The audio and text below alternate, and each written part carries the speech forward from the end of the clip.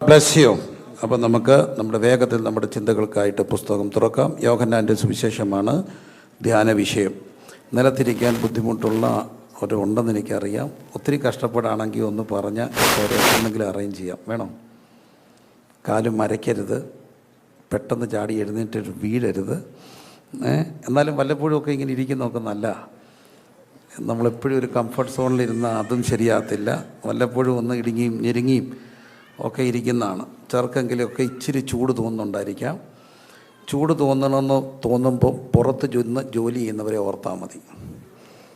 അപ്പം പിന്നെ നമുക്ക് ഒരു കാര്യം പറയാം, ചൂടെന്ന് പറയാൻ പോലും നമുക്ക് എന്തില്ല, അവകാശം ഇല്ല. ഉണ്ടോ? ഇല്ല. നമ്മൾ ഹായ് ചൂടെന്നൊക്കെ പറയുമ്പം പുറത്ത് നിൽക്കുന്നവരെ ഒന്ന് ഓർത്താൽ മതി. എറണാകുളത്തെ IT പാർക്കിൽ നിന്ന് കാക്കനാട്ടിൽ നിന്ന് ലോഫർ പ്ലസ് കയറിയ പെൺകുട്ടി, അവിടെ രണ്ട് കയ്യിലും ഐഫോണുണ്ട്, മാക്കിൻ്റെ ടാബ്ലറ്റുണ്ട്, ലാപ്ടോപ്പുണ്ട്. എല്ലാമായിട്ട് കയറിയ കുട്ടി അവൾ സങ്കടപ്പെടുക, കരയുക. ഇത്രയേ ഉള്ളൂ. അവിടെ ബോയ് ഫ്രണ്ട് അവിടെ ബ്ലോക്ക് ചെയ്ത് വിളിച്ചിട്ടെടുക്കുന്നില്ല. അതിനവൾ കരഞ്ഞുകൊണ്ട് സങ്കടപ്പെട്ട് വരുമ്പോഴാണ് ലയിച്ചുകൊണ്ട് പഠിക്കുകയെന്ന് ഒരമ്മയും കുഞ്ഞും കൂടെ വണ്ടിയെ കയറുന്നു. കൊച്ചു കുഞ്ഞാണ്, പക്ഷെ അവന് തലയിൽ ഒറ്റ മുടി പോലും ഇല്ല. വട്ടത്തിൽ വരച്ചിട്ടുണ്ട് പച്ച മാർക്കയിൽ. കൃത്യം റേഡിയേഷൻ്റെ മാർക്ക് ചെയ്തേക്കുക. അത് കണ്ടപ്പം കുട്ടിക്ക് മനസ്സിലായി ഇനി അവൾക്ക് കരയാൻ എന്തില്ല. അവിടെ പ്രശ്നം, അവിടെ ചെറുക്കൻ അവളെ വിളിച്ചിട്ട് ബ്ലോക്ക് എടുത്തില്ലെന്നുള്ളതാണ്. പക്ഷേ ഈ കുഞ്ഞിനെ കണ്ടപ്പോൾ അവൾക്ക് തോന്നി ഇനി അവൾക്ക് കരയാൻ പോലും എന്തില്ല, അവകാശമില്ല. ജീവിതത്തിൽ പ്രശ്നങ്ങളൊക്കെ ഉള്ളവർക്ക് അവരെയൊക്കെ നമ്മളൊന്ന് ഒരു വാക്കിൽ കാണുകയോ ഓർക്കുകയോ ഒക്കെ ചെയ്താൽ ചൂടിന് കംപ്ലൈൻറ്റ് പറയത്തില്ല, നിലത്തിരിക്കുന്നതിന് കംപ്ലൈൻറ്റ് പറയത്തില്ല. കാരണം ഒത്തിരി കഷ്ടപ്പെടുന്നവർ ഈ ഭൂമിയിലുണ്ടല്ലോ. അതുകൊണ്ട് തന്നെ ഇടയ്ക്കൊക്കെ ഒരു കംഫർട്ട് സോണിൽ നിന്നൊക്കെ ഒന്ന് ഇറങ്ങിയിരിക്കുന്നതൊക്കെ നല്ലതാണ്. ദൈവം എല്ലാവരെയും അനുഗ്രഹിക്കട്ടെ. അത് തന്നെയല്ല, മനുഷ്യനെ ഒന്ന് ഏതായാലും അടുത്തിരിക്കുന്നവരെല്ലാം അറിയാവുന്നവരാണോ എന്ന് നോക്കി. ഒരാളെങ്കിലും ഒന്ന് പരിചയപ്പെടണേ. അറിയാവുന്നവരാണോ? അറിയാം. പുറകിരിക്കുന്ന ആളെ നോക്ക്, പെടലിയൊക്കെ തിരിഞ്ഞ് നോക്കി, അറിയാമെന്ന് നോക്കി. ഇല്ലെങ്കിൽ പേരൊക്കെ ചോദിച്ചാൽ ഒരാളുണ്ടെങ്കിലും അറിയത്തില്ല, അടുത്തിരിക്കുന്ന പേര് ചോദിക്കുക. അറിയാം, എല്ലാവരെയും അറിയാം. പരിചയപ്പെട്. ഈ മനുഷ്യരെ പരിചയപ്പെടുന്ന വലിയൊരു സന്തോഷമല്ലേ? മനുഷ്യരെയൊക്കെ ഒന്ന് പരിചയപ്പെടുക. അറിയത്തില്ലെങ്കിൽ ഒരാളെയെങ്കിലും ഇന്ന് പരിചയപ്പെട്ടിട്ടേ പോകാവൂ. ആ ആളെ ഒന്ന് ഓർക്കുക, പ്രാർത്ഥിക്കുക. അതൊക്കെ ഒരു സന്തോഷമാണ്. നമ്മുടെ ഈ കൂട്ടായ്മകളുടെ പ്രധാന ഉദ്ദേശം തിരുവചന കേൾവി മാത്രമല്ല, നമ്മൾ ദൈവമക്കൾ തമ്മിലുള്ള കൂട്ടായ്മയാണ്. കൂട്ടായ്മയുടെ വലിയൊരു മഹത്വമുണ്ട്. അപ്പോൾ അതുകൊണ്ട് ഇത്രയും ദൈവമക്കൾ ഇവിടെ ഈ രാജ്യത്ത് നിങ്ങൾ കൂട്ടായ്മയ്ക്കായിട്ട് ഒരുമിക്കുന്നത് വലിയ സന്തോഷമാണ്. അതാണ് അതിൻ്റെ പിന്നിലെ ഏറ്റവും വലിയൊരു അനുഗ്രഹം. നമ്മൾ യോഹന്നാൻ എഴുതിയ സുവിശേഷമാണ് ധ്യാന വിഷയം. 1-ാം അധ്യായം കഴിഞ്ഞ ദിവസങ്ങളിൽ പറഞ്ഞത് പെട്ടെന്ന് മിനിറ്റുകൾ കൊണ്ടൊന്ന് റിവൈസ് ചെയ്ത് മുമ്പോട്ട് പോവുക. 1-ാം അധ്യായത്തിൽ ഒരു പുതിയ ദൈവിക വെളിപ്പാട് കാണുക. ദൈവം മനുഷ്യനായി മാറി, വചനം ജഡമായി തീർന്നു. ആ ദൈവത്തെ കൈക്കൊള്ളണം. അവനെ കൈക്കൊണ്ട് അവൻ്റെ നാമത്തിൽ വിശ്വസിക്കുന്ന ഏവർക്കും ദൈവ മക്കളായി തീരുവാൻ അവിടുന്ന് അധികാരം കൊടുത്തു. 2-ാമത്തെ അധ്യായത്തിൽ പുതിയ വീഞ്ഞാണ്. 3-ാം നാൾ ഗലീലയിലെ കാനാവിലൊരു കല്യാണം ഉണ്ടായിരുന്നു. അവിടെ ഒരു പുതിയ വീഞ്ഞിൻ്റെ അനുഭവത്തെ കാണുകയാണ്. 3-ാം അധ്യായത്തിലേക്ക് വരുമ്പോൾ പുതുജനനമാണ്. നിക്കോദീമോസ് കർത്താവിൻ്റെ അടുക്ക വന്നിട്ട് പറയുമ്പോൾ കർത്താവിനോട് പറയുന്നു, ആമേൻ ആമേൻ, ഞാൻ നിന്നോട് പറയുന്നു, നീ പുതുതായി ജനിച്ചില്ല എങ്കിൽ ദൈവരാജ്യത്തിൽ പ്രവേശിക്കത്തില്ല. 4-ാം അധ്യായത്തിലേക്ക് വരുമ്പം പുതിയ ആരാധനയാണ്. വേർപാണ്ട നടിച്ചുവരുകളെല്ലാം ഇടിച്ചു കളഞ്ഞിട്ട് ശമരിയയിലേക്ക് ചെന്നിട്ട് ശമരിയാക്കാരത്തി സ്ത്രീയുമായിട്ട് സംസാരിച്ചുമ്പോൾ അതൊരു ക്രൈസ്തവരായ എല്ലാവർക്കും വളരെ ചെറുപ്പം മുതൽ അറിയാവുന്നൊരു കാര്യമാണ്. നട്ടുച്ച നേരത്ത് കിണറിൻ്റെ പക്കത്ത് വെള്ളത്തിനായി ഞാൻ കാത്തിരിപ്പു, നാരി വെള്ളത്തിനായി ഞാൻ കാത്തിരിപ്പു.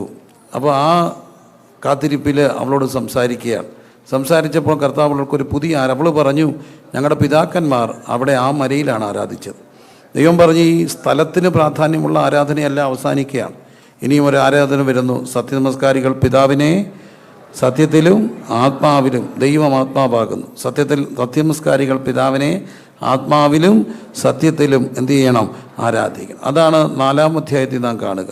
5-ാം അധ്യായത്തിലേക്ക് വരുമ്പോൾ ഈ പുതിയ ആരാധന ഉള്ളിടത്ത് പുതിയ സൗഖ്യമാണ്.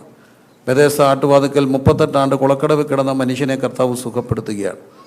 അവനോട് കർത്താവ് ചോദിക്കുന്ന, നിനക്ക് സൗഖ്യമാകാൻ മനസ്സുണ്ട്? അവൻ പറയുന്നു, എന്നെ കുളത്തിലിറക്കാൻ ആരുമില്ല. ദൈവം അവനെ സുഖപ്പെടുത്തുന്നു. അതാണ് 5-ാം അധ്യായത്തിൽ നാം കാണുക. 6-ാം അധ്യായത്തിലേക്ക് വരുമ്പോൾ നമ്മൾ കാണുന്നത് പുതിയ മന്നയാണ്. 5 അപ്പം കൊണ്ട് കർത്താവ് എന്ത് ചെയ്തു? 5000 പേരെ പോഷിപ്പിച്ചു. അപ്പോൾ കർത്താവ് ശിഷ്യരോട് പറയുകയാണ്, നിങ്ങൾക്കും വേണം പൊയ്ക്കോളാൻ പറഞ്ഞു. കർത്താവ് ആരെയും പിടിച്ചു നിർത്താനായിട്ട് ശ്രമിക്കുന്നില്ല.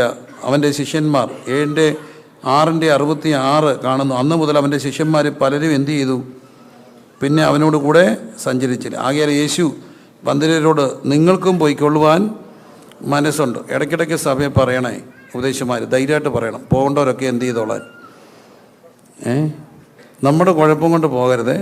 പക്ഷെ പോകേണ്ടവർ പോയിക്കോളാൻ പറഞ്ഞാൽ ആരും എന്ത് ചെയ്യത്തില്ല, പോകത്തില്ല. പോകേണ്ടവർ എന്തിനായി പേടിക്കുന്നേ? പോകേണ്ടവർ പോയിക്കോളാൻ പറഞ്ഞാൽ ആരും പോകത്തൊന്നുമില്ല. പിന്നെ പോകേണ്ടവരെ പോകത്തുള്ളൂ. ചിലർ പോകുന്നത് നല്ലതാണ്. ഞാൻ ആരെയും പറഞ്ഞു വിടാറില്ല. പക്ഷേ പോകേണ്ടവരെ ഞാൻ പ്രാർത്ഥിക്കുമ്പോൾ അവർ തന്നെ സ്നേഹത്തോടെ അമേരിക്കയ്ക്കൊക്കെ പോയിക്കൊള്ളയും. പിണങ്ങി അവർ നമുക്ക് ശത്രുവാകും. ചിലർ നമ്മൾ അമേരിക്കയ്ക്ക് പോവും, ചിലർ നമ്മൾ സൗദി, എൻ്റെ സഭയിൽ നിന്ന് സൗദിക്ക് വന്നവരെ ഞാൻ പ്രാർത്ഥിച്ചു വിട്ടാന്നും പറയല്ലേ. അവരൊക്കെ നല്ല മനുഷ്യരാണ്. അപ്പം കർത്താവോട് ചോദിച്ചു, നിങ്ങൾക്ക് പൊയ്ക്കോളാൻ മനസ്സുണ്ടോ എന്ന് ചോദിച്ചു. അപ്പം കർത്താവ് അവർ പറയുന്നുണ്ട്, നിത്യജീവ മൊഴികൾ നിന്നിലുണ്ട്, നിന്നെ വിട്ടിട്ട് ഞങ്ങൾ എവിടെയാണ് പോവുക? അങ്ങനെ 6-ാം അധ്യായത്തിൽ ആ പുതിയ മന്ന കാണുകയാണ്. 7-ാം അധ്യായത്തിലേക്ക് വരുമ്പോൾ പുതിയൊരു പെരുന്നാളാണ്. അതാണ് കർത്താവ് അവിടെ പറയുക, ഉത്സവത്തിൻ്റെ മഹാദീനമായി ഒടുക്കത്തെ നാളിൽ കർത്താവ് ഇന്നുകൊണ്ട് പറഞ്ഞു, ദാഹിക്കുന്ന ഏവനും എൻ്റെ അടുക്കൽ വരട്ടെ, എന്നിൽ വിശ്വസിക്കുന്നവൻ്റെ ഉള്ളിൽ നിന്ന് തിരുവെഴുത്ത് പറയുന്നത് പോലെ ജീവജലത്തിൻ്റെ നദി ഒഴുകും. അത് തന്നിൽ വിശ്വസിക്കുന്നവർക്ക് ലഭിക്കാനിരിക്കുന്ന പരിശുദ്ധാത്മാവിനെക്കുറിച്ചാകുന്നു കർത്താവ് പറഞ്ഞത്. കർത്താവായ യേശുക്രിസ്തു അന്ന് വരെ തേജസ്കരിക്കപ്പെട്ടിട്ടില്ലായകയാൽ ആത്മാവ് വന്നിട്ടില്ലായിരുന്നു. തേജസ്കരണം, കർത്താവിൻ്റെ സ്വർഗാരോഹണ സമയത്താണ് കർത്താവ് പറയുന്നു, നിങ്ങൾ എന്നോട് കേട്ട പിതാവിൻ്റെ വാഗ്ദത്തത്തിനായിട്ട് യെരുശലേം വിട്ടു പോകാതെ എന്ത് ചെയ്യണം? കാത്തിരിക്കണം. അങ്ങനെ അവർ കാത്തിരുന്നപ്പോൾ പെന്തക്കോസ്ത് നാൾ വന്നപ്പോൾ അപ്പോസ്തല പ്രവൃത്തി 2-ാം അധ്യായത്തിൻ്റെ അവിടെ മേൽ ദൈവത്തിൻ്റെ കൊടിയ കാറ്റടിക്കുന്നു, പിളർന്നഗ്നി ജ്വാലകൾ പോലെ നാവുകൾ പതിയുന്നു. അവരെല്ലാവരും ആത്മാവ് നിറഞ്ഞവരായി കർത്താവിനെ എന്ത് ചെയ്യാൻ തുടങ്ങുന്നു? സ്തുതിക്കാൻ തുടങ്ങുന്നു. അതാണ് നമ്മൾ കാണുന്നത്. എവിടെ? 7-ാം അധ്യായത്തിൽ പുതിയ ഒരു പെരുന്നാളാണ്. എല്ലാവരും പറഞ്ഞേ, 7-ാം അധ്യായത്തിൽ എന്താണ്? പുതിയ ഒരു പെരുന്നാളാണ്. ഇനി 8-ാം അധ്യായം, അവിടെ 7-ാം അധ്യായം വരെയാണ് നമ്മൾ ഇന്നലെ വരെ ധ്യാനിച്ചത്. 7-ാമത് അധ്യായം. Hallelujah, hallelujah. 7-ാമത്തെ അധ്യായം, 8-ാം അധ്യായം എല്ലാവരും തുറന്നുണ്ട്. 7 വരെയുള്ള അധ്യായങ്ങൾ കഴിഞ്ഞ ദിവസങ്ങൾ ധ്യാനിച്ചു, ബൈബിൾ ക്ലാസ്സിലായിരുന്നു. ഇനിയും 8 മുതലുള്ള അധ്യായങ്ങൾ കഴിഞ്ഞ ദിവസങ്ങൾ വരാത്തവരുണ്ട്. അതുകൊണ്ടാണ് ഞാൻ റിവൈസ് ചെയ്തത്. യോഹന്നാൻ്റെ സുവിശേഷമാണ് നമ്മുടെ ചിന്തയ്ക്ക് ആധാരം. 8-ാം അധ്യായത്തിലേക്ക് വരുമ്പോൾ വളരെ പ്രധാനപ്പെട്ട ഒരു കാര്യം അവിടെ കാണുകയാണ്. 8-ാമത് അധ്യായം, യോഹന്നാൻ്റെ സുവിശേഷം 8-ാമത്തെ അധ്യായം. അങ്ങനെ ഓരോരുത്തൻ താന്താൻ്റെ വീട്ടിലേക്ക് പോയി. യേശു ഒലിവ് മലയിലേക്ക് പോയി, പിന്നെയും ദേവാലയത്തിൽ ചെന്നു. അപ്പോൾ ശാസ്ത്രിമാരും പരീശന്മാരും വ്യഭിചാരത്തിൽ പിടിച്ചിരുന്ന ഒരു സ്ത്രീയെ കൊണ്ടുവന്ന് കർത്താവ് നടുവിൽ നിർത്തി അവനോട്, ഗുരു, ഈ സ്ത്രീയെ വ്യഭിചാര കർമ്മത്തിൽ പിടിച്ചിരിക്കുന്നു, ഇങ്ങനെയുള്ളവരെ കല്ലെറിയണമെന്ന് മോശ ന്യായപ്രമാണത്തിൽ ഞങ്ങളോട് നീ ഇതിനെക്കുറിച്ച് എന്ത് പറയുന്നതെന്ന് ചോദിച്ചു. ഇത് അവനെ കുറ്റം ചുമത്തുവാൻ സംഗതി കിട്ടേണ്ടതിന് അവനെ പരീക്ഷിച്ച് ചോദിച്ചതായിരുന്നു. യേശു കുനിഞ്ഞ് വിരൽ കൊണ്ട നിലത്ത് അവർ അവനോട് ചോദിച്ചുകൊണ്ടിരിക്കുമ്പോൾ അവൻ നിവർന്നു, നിങ്ങളിൽ പാപമില്ലാത്തവൻ ഇവരെ കല്ലെറിയട്ടെന്ന് പറഞ്ഞു. അപ്പോൾ ഒരു സ്ത്രീയെ പിടിച്ചു കൊണ്ടുവരികയാണ്. ഈ നമ്മുടെ കേരളത്തിൻ്റെ പശ്ചാത്തലത്തിലൊക്കെ ഒരു പക്ഷേ നിങ്ങൾ കേട്ടിട്ടുണ്ടായിരിക്കാം, സ്മാർത്ഥ വിചാരം എന്ന് പറയുന്ന ഒന്നുണ്ടായിരുന്നു. വലിയ ഇല്ലങ്ങളിൽ ഒരു പെൺകുട്ടി പഴയ കാലങ്ങളിൽ ഗർഭിണിയായെന്നറിഞ്ഞാൽ ഈ ഇല്ലത്തിൻ്റെ കാരണവന്മാരെല്ലാം കൂടെ വട്ടം കൂടിയിരുന്നിട്ട് ഈ പെൺകുട്ടിയെ വിളിച്ചിട്ട് ഗർഭത്തിൻ്റെ ഉത്തരവാദി ആരാന്ന് ചോദിക്കും. പക്ഷേ ചില കുട്ടികൾ എത്ര വന്നാലും ചതിക്കില്ല കേട്ടോ, കാരണം ഈ ഉത്തരവാദി അതിനകത്ത് കാണും. ഇതൊക്കെയാണ് ഈ സ്ത്രീയുടെ മഹത്വം. എല്ലാവരും വിളിച്ചൊന്നും പറയണമെന്നുമില്ല. ഗർഭത്തിൻ്റെ ഉത്തരവാദി ആരാന്ന് പറഞ്ഞില്ലെങ്കിൽ അവളെ ആ ഇല്ലത്തിൻ്റെ പടിയടച്ച്, കേട്ടിട്ടുണ്ടോ? പടിയടച്ച് പിണ്ണം വെക്കും. പടിയടച്ച് പിണ്ണം വെക്കുക എന്ന് പറഞ്ഞാൽ പിണ്ണം വെക്കുന്നത് മരണാനന്തര ക്രിയയാണ്. മരിച്ചവർക്ക് വേണ്ടിയുള്ള ക്രിയയാണ് പിണ്ണം വെക്കുക. പടിയടച്ച് പിണ്ണം വെച്ചെന്ന് പറഞ്ഞാൽ നീ ജീവിച്ചിരിക്കുമ്പോഴേ ഞങ്ങൾക്ക് എന്ത് ചെയ്തു? മരിച്ചു. ഇനി ഇല്ലുമായിട്ട് യാതൊരു ബന്ധവുമില്ല. അങ്ങനെ ഇറങ്ങിപ്പോകേണ്ടി വന്ന വഴിയാധാരമായ ഒത്തിരി പെൺകുട്ടികളുടെ ചരിത്രം കേരളത്തിൻ്റെയൊക്കെ ചരിത്രത്തിലുണ്ട്. അവർ ഗർഭത്തിൻ്റെ ഉത്തരവാദിത്തം ആരാണെന്ന് പറയാൻ മടിച്ചവരുമുണ്ട്. കാരണം അത്രമാത്രം അവർ ആ പുരുഷനെ സ്നേഹിച്ചിരുന്നു, അവനൊരു കുറവ് വരാതിരിക്കും.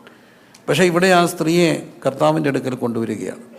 ഞാനതിനെ ഇങ്ങനെ ചിന്തിക്കാറുണ്ട്. കർത്താവ് ആ സ്ത്രീയെ പിടിച്ച് പുറമോട്ട് നിർത്തിക്കാണ്. അവളെ ഇങ്ങനെ മാറ്റി നിർത്തിയിട്ട് കർത്താവ് നിലത്തോട്ട് കുനിഞ്ഞു.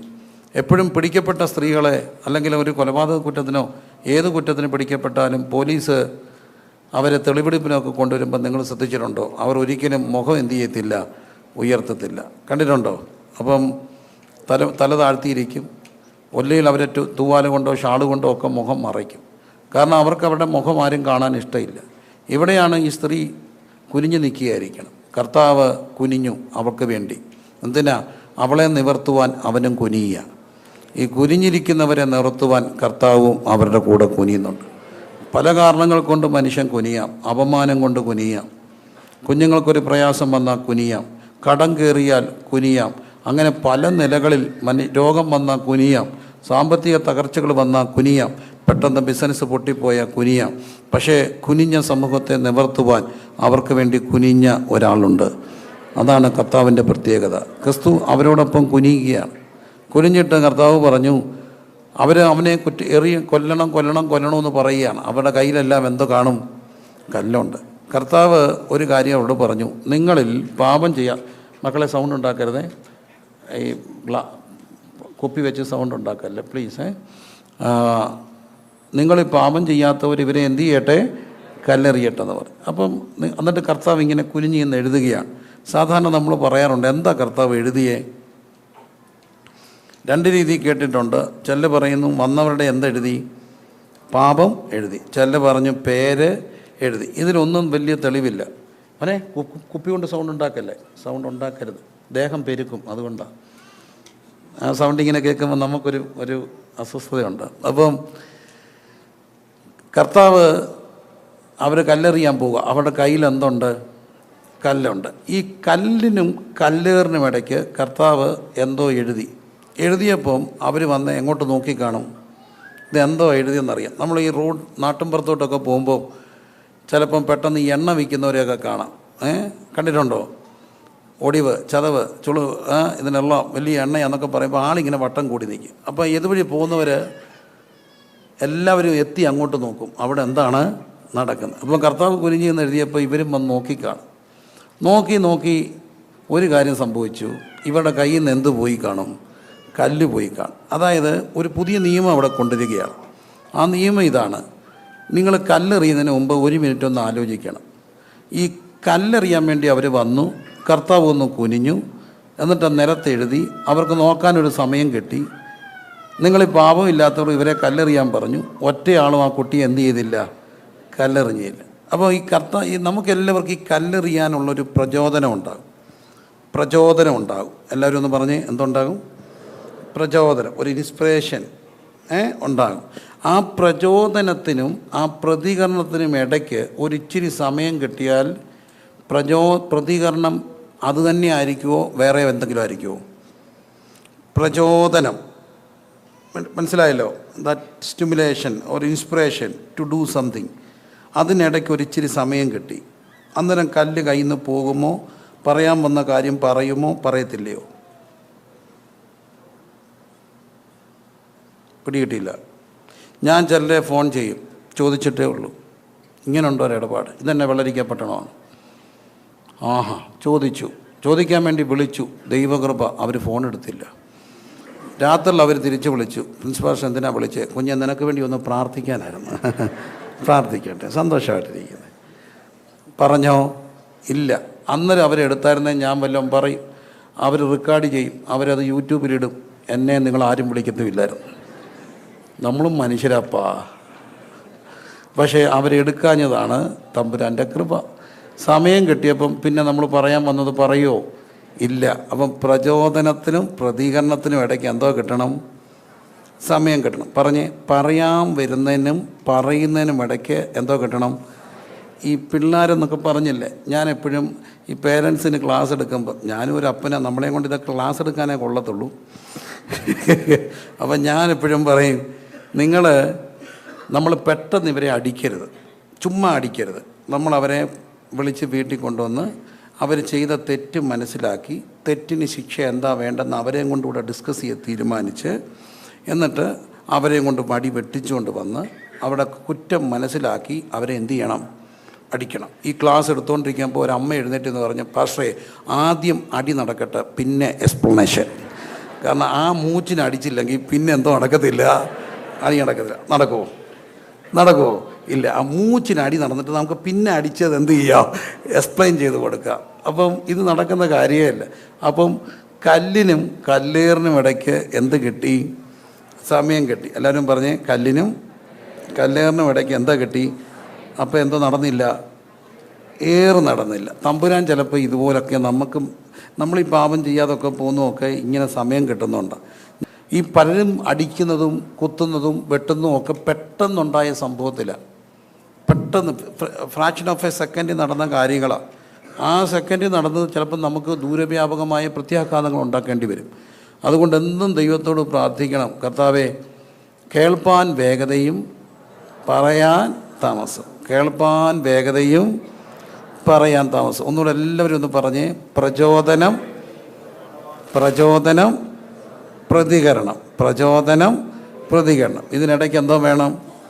സമയം വേണം. സമയം കിട്ടിയാൽ എന്തെറിയില്ല? കല്ലെറിയില്ല. നിങ്ങളീ പാപം ചെയ്യാത്തവർ ഇവരെ കല്ലെറിയട്ടെ. അപ്പം കല്ലെറിയാതിരുന്നു. അവസാനം ആ സ്ത്രീ കർത്താവ് മാത്രം ശേഷിച്ചു. അവിടെ റെസ്പോൺസിബിലിറ്റി കൂടുകയാണ്. കർത്താവ് അവളോട് പറഞ്ഞു, പൊയ്ക്കോ, നീ ഇനി എന്ത് ചെയ്യരുത്. ഇനി അവിടെ ഒരിക്കലും തെറ്റില്ല. ഇനി അവൾ ജീവിതത്തിൽ തെറ്റില്ല. കാരണം അവൾക്കറിയാം, ഇത്ര വലിയൊരു ഗുരുവിൻ്റെ അടുക്ക വന്നിട്ട് പറഞ്ഞു, പൊയ്ക്കോ, പക്ഷേ നീ ഇനി എന്ത് ചെയ്യരുത്? പാപം ചെയ്യരുത്. ഇനി അവൾ പാപം ചെയ്യാൻ വന്നാൽ അവൾ ആ ഗുരുവിനെ ഓർക്കും. ആ കർത്താവിനെ ഓർത്താൽ ഒരിക്കലും അവൾക്ക് ഇടറാൻ ഒക്കില്ല. ജീവിതത്തിൻ്റെ വഴിത്താരുകളിൽ എവിടെയൊക്കെയോ ഇടറിപ്പോയവരൊക്കെ ഇന്ന് പാപം ചെയ്യാൻ നിൽക്കുന്നത് ഈ കർത്താവിനെ ഓർത്തിട്ട്.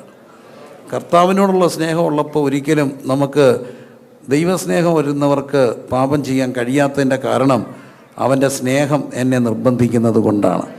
അപ്പം ദൈവത്തിൻ്റെ സ്നേഹം, ആ സ്നേഹത്തിനൊരു പുതിയ നിയമമാണ്. പഴയ നിയമത്തിൻ്റെ നിയമം എന്താ? കണ്ണിന് പകരം കണ്ണ്, പല്ലിന് പകരം പല്ല്. ഇവിടെ കർത്താവ് പറയുകയാണ്, ആ പാപം ചെയ്ത സ്ത്രീയെ മോചിപ്പിച്ച് വിടുകയാണ്. കല്ലെറിയാത്ത നിയമം. നിങ്ങൾ ഈ പാപം ചെയ്യാത്തവർ ഇവളെ എന്ത് ചെയ്യട്ടെ?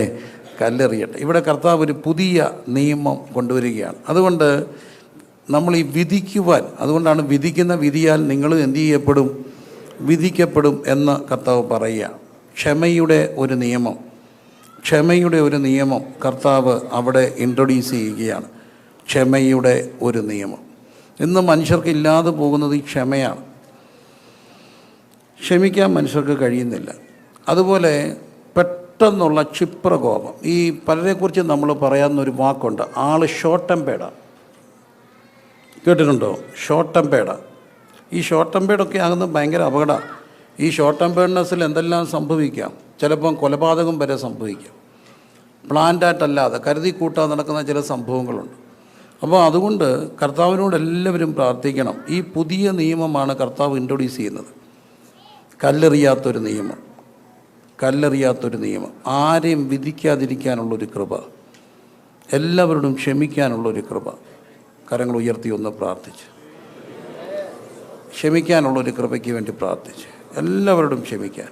ഈ സ്ത്രീയെ കർത്താവ് ക്ഷമയുടെ ഒരു നിയമമാണ്. കല്ലെറിഞ്ഞവരെ, പാപം ചെയ്തവരെ കല്ലെറിയണം, പക്ഷേ ക്ഷമയുടെ ഒരു പുതിയ നിയമം. പാപത്തെ വെറുത്തുകൊണ്ട് ആ വ്യക്തിയെ സ്നേഹിച്ച ദൈവത്തിൻ്റെ സ്നേഹം, പാപത്തെ വെറുത്തുകൊണ്ട് വ്യക്തിയെ സ്നേഹിക്കുന്ന കർത്താവിൻ്റെ സ്നേഹം, ഏത് പാപിയെയും ചേർത്ത് പിടിക്കാൻ കഴിയുന്ന ദൈവത്തിൻ്റെ സ്നേഹം. സത്യത്തിൽ സഭ എന്ന് പറയുന്നത് ഈ നിയമത്താൽ നടത്തപ്പെടേണ്ടത്. സഭ ഈ നിയമത്താൽ നടത്തപ്പെടേണ്ടതാണ്. സഭ എന്ന് പറയുന്നത്, സഭ കർത്താവിൻ്റെ ശരീരമാകുന്ന സഭ, ഇൻവെർട്ടർ കോമയ്ക്കകത്ത് ഇടുക സഭ. എല്ലാവരും ഒന്ന് ചേർന്ന് പറഞ്ഞേ, സഭ. എനിക്കൊരു ചോദ്യം, വർക്ക്ഷോപ്പാണോ ഷോറൂമാണോ? സഭ വർക്ക്ഷോപ്പാണോ ഷോറൂമാണോ? വർക്ക്ഷോപ്പാണോ ഷോറൂമാണോ? ഷോറൂമാണെന്നുള്ളവരൊന്ന് കൈ പൊക്കിക്കുക. സഭ ഷോറൂം. എല്ലാം തികഞ്ഞ പ്രൈസ് ദി ലോർഡ് ഭയങ്കര ഭക്തർ. അതാണോ സഭ? അല്ല. ഈ വർക്ക്ഷോപ്പിൽ ചെന്ന്, ഷോറൂമിൽ അടിപൊളി വണ്ടികളാണ് വന്നിരിക്കുക, കണ്ണാടി കൂടെ കാണാം. പക്ഷേ വർക്ക്ഷോപ്പിൽ ചെന്നാൽ കാണാം കെട്ടി വലിച്ചത് കിടപ്പുണ്ട്, മോന്തയില്ലാത്ത കിടപ്പുണ്ട്, ചെയ്സ് ഒടിഞ്ഞത് കിടപ്പുണ്ട്. എല്ലാം കിടക്കുന്ന എവിടാ? വർക്ക്ഷോപ്പിലാണ്. കുറേ കഴിയുമ്പം പണി നടക്കും. സഭ വർക്ക്ഷോപ്പാണ്. ഈ തകർന്നവരെ എല്ലാം ചേർത്ത് പിടിക്കാൻ കഴിയുന്ന ഒന്നാണ് പുതിയ നിയമസഭ എന്ന് പറയും. അതാണ് സഭ. അതാണ് സഭ. കരങ്ങളടിച്ച് ദൈവത്തിനൊന്ന് സ്തോത്രം ചെയ്തേ. അതാണ് സഭ. അതാണ് സഭ.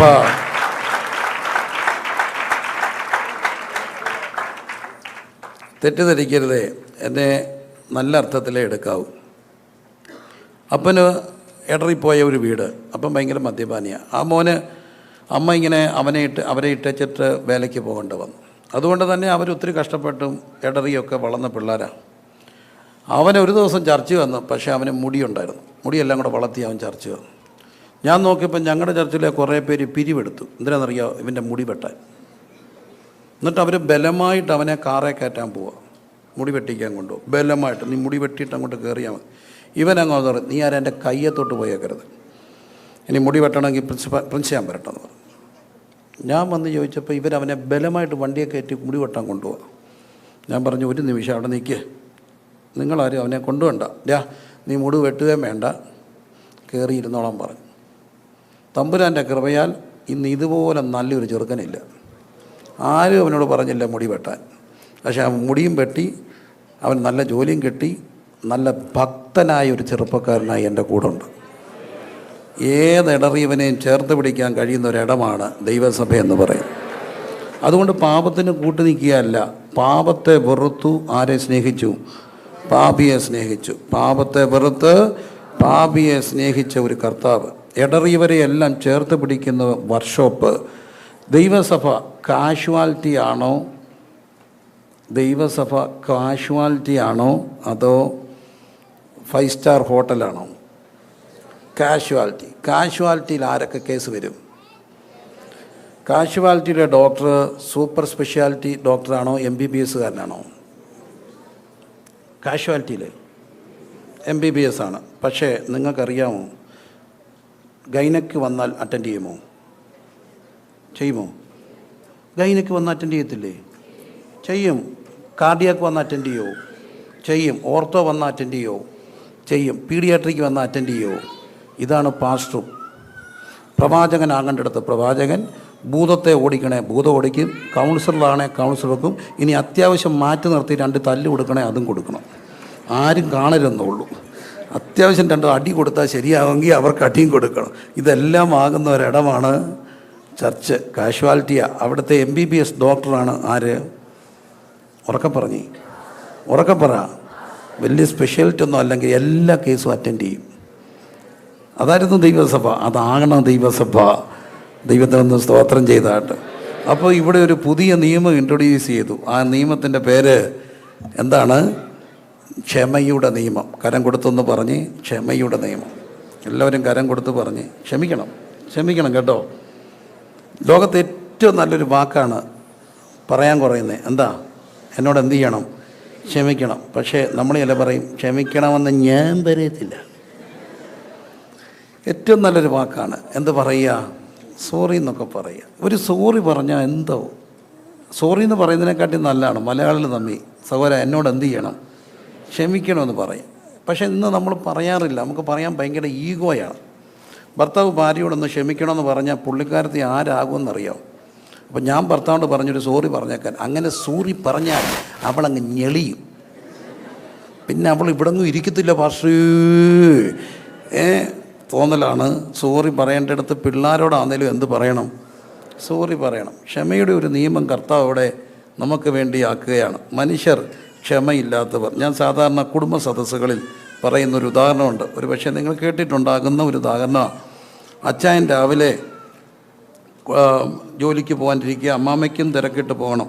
പക്ഷേ പുള്ളി രാവിലെ എഴുന്നേറ്റ് പത്രമൊക്കെ ആയിട്ടിരിക്കുക. അവർക്ക് നാട്ടിൻപുറത്തെ അച്ചായന്മാർക്കൊരു കുഴപ്പമുണ്ട്.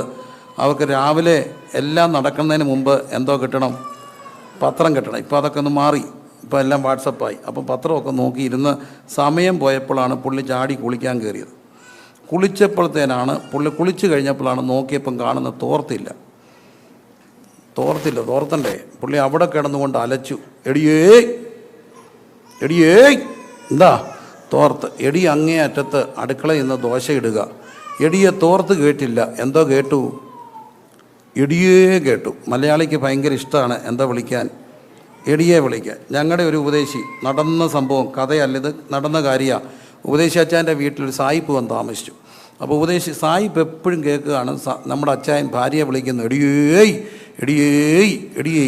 സായിപ്പ് പോരാൻ നേരത്ത് ചോദിച്ചു, pastor ji, you are always calling your wife എഡി, and what is the meaning of AD?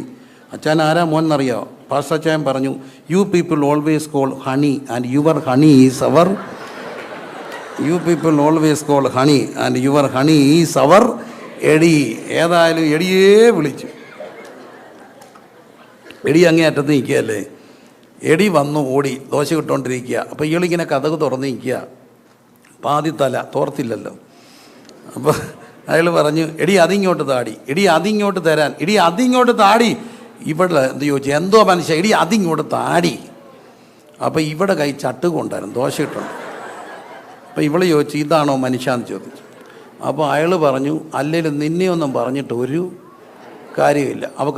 അവൾ പറഞ്ഞു, വല്ലതും പറയാനുണ്ടേ എന്നെ പറഞ്ഞോണം, പക്ഷേ എൻ്റെ വീട്ടുകാരെ എന്ത് ചെയ്യരുത്. നിന്നെ പറഞ്ഞിട്ട് കാര്യമില്ലെന്ന് പറഞ്ഞാൽ പിന്നെ ആരെ പറയണം?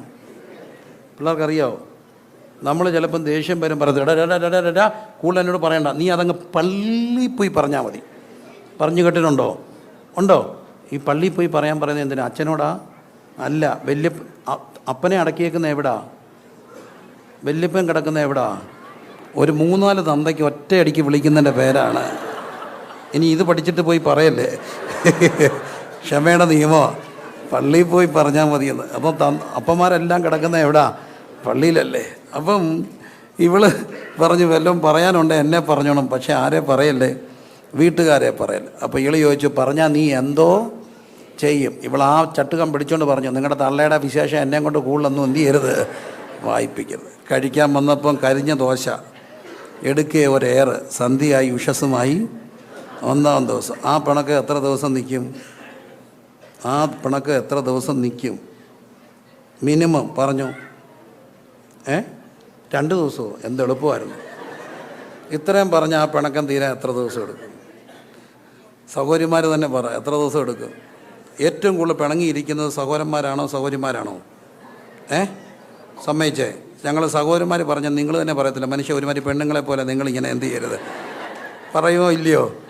പറയത്തില്ലേ? അപ്പം ഒരു ദിവസം ഒരു അച്ചായനെ ഈ സഹോദരി എന്ത് ചെയ്താൽ മിണ്ടുന്നില്ല. പുള്ളി അങ്ങ് മട്ടുത്ത് ഇവിടെ പുറകെ നടന്നിട്ട് മിണ്ടുന്നില്ല. ഒടുവിൽ അവളെ മിണ്ടുന്നില്ലെന്ന് കണ്ടപ്പോൾ ഇയാളൊരു കാര്യം ചെയ്തു. അയാൾക്ക് ഒരു ഐഡിയ കിട്ടുന്നില്ല. അയാൾ അവസാനം മെത്ത പൊക്കി തപ്പി, മേശയുടെ ഡ്രോ തുറന്ന് തപ്പി, അലമാരി മുഴുവൻ തുറന്ന് തപ്പി, കട്ടിൻ്റെ കീഴെ കയറി തപ്പി, തട്ടുംപുറത്ത് കയറി തപ്പി, തപ്പോട് തപ്പ. ഇവക്കൊരു പിടിയും കിട്ടുന്നില്ല, അയാളെന്തോ തപ്പുന്നു. ഒടുവിൽ ഗതികെട്ട് സഹികെട്ട് അവൾ അയാളോട് ചോദിച്ചു, മനുഷ്യ അങ്ങ് പറ, എന്തുവാ ഈ തപ്പുന്നേ? അയാൾ പറഞ്ഞു, കിട്ടിപ്പോയി, നിൻ്റെ നാക്ക് തപ്പിയതാണ്, നിൻ്റെ നാക്ക് തപ്പിയതാണ്. അപ്പോൾ മനുഷ്യരിങ്ങനെ പിണങ്ങിയിരിക്കും. ദൈവത്തെ ഓർത്ത് ഒരു ദിവസം പോലും എന്ത് ചെയ്യരുത്, പിണങ്ങരുത്. ക്ഷമ ആദ്യം അങ്ങ് പറഞ്ഞേക്കണം. എന്ത് ചെയ്യണം? ക്ഷമിക്കണം. അവിടെ കൊണ്ട് തീരത്തില്ലേ. ക്ഷമ പറഞ്ഞാൽ പിന്നെ ആ മനുഷ്യനോടൊന്നും തിരിച്ചും പറയരുത്. കാരണം ഏറ്റവും നല്ലൊരു വാക്കാണ് ലോകത്തിൽ എന്ത് ചെയ്യണം? ക്ഷമിക്കണം. ഇവിടെ കർത്താവ് ആ ക്ഷമയുടെ നിയമം പഠിക്കുക. നമ്മുടെ ഒരു ആയുസ്സിൽ ഭയങ്കര പിണക്കവും വഴക്കും ഒക്കെ ആയിട്ടാണ് ലൈഫും സഭയും ഒക്കെ. നമ്മളൊത്തിരി പിണങ്ങി സമയം കളയുന്നവരാണ്. പിണങ്ങി ദൈവത്തെ ഓർത്ത് സമയം കളയരുത്. നിങ്ങൾക്ക് ഞാനൊരു എക്സസൈസ് തരാം, വീട്ടിൽ പോയി നോക്കണം കേട്ടോ. എൻ്റെ പ്രായമുള്ളവർ ഇതിനകത്ത് ഇരിപ്പുണ്ട്, എൻ്റെ ബാച്ചിൽ പഠിച്ചവർ. നമ്മുടെ എല്ലാ അനുഭവമാണ്. നമുക്ക് മാക്സിമം എത്ര വയസ്സ് വരെ ജീവിക്കാം ആരോഗ്യത്തോടെ? 70 ഏറെയായ 80. ആരോഗ്യം 80 വരെ കാണുമോ? ഇല്ല. ഇപ്പോഴേ 50 ആകുന്നതിന് മുമ്പ് തന്നെ ഡയബറ്റിക് ഇൻസുലിനായി, HbA1c തെങ്ങിൻ്റെ മണ്ടേ നിൽക്കുക അല്ലേ. പിന്നെ ഫാസ്റ്റിംഗ് ബ്ലഡ് ഷുഗർ നോക്കിയപ്പം കുറവായിരുന്നു. കാരണം നാളെ നോക്കണമെങ്കിൽ ഇന്ന് ഭയങ്കര ഡീസൻ്റ് ആയിരിക്കും. നാളെ നമുക്കെല്ലാം പേടിയാണ്. നാളെ ഒന്ന് നോക്കണം, ഇന്ന് നമ്മൾ എന്താകും? ഡീസൻ്റ് ആയിരിക്കും. നേരത്തെ കഴിച്ചു ഭയങ്കര ദാണ്ട് കുറഞ്ഞു നമ്മുടെ ഒരു സമാധാനമാണ്.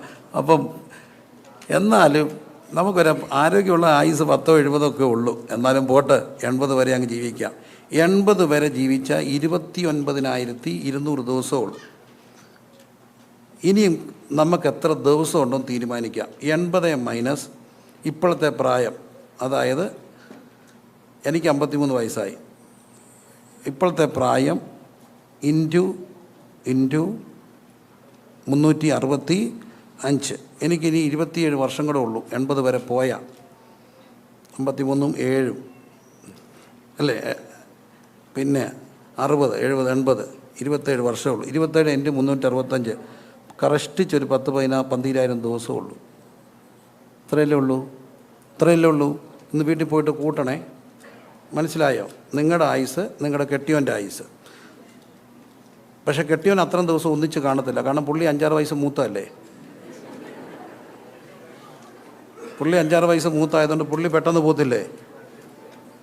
പോത്തില്ലേ? സങ്കടമായോ? പ്രായം അനുസരിച്ചാണ് പോകുന്നെങ്കിൽ പുള്ളി ഒരു 6 വർഷം മൂത്തല്ലേ. ഇളയതാണോ? ആരോടും പറയരുത്. അപ്പോൾ പുള്ളിക്കാരൻ പെട്ടെന്ന് പോത്തില്ലേ.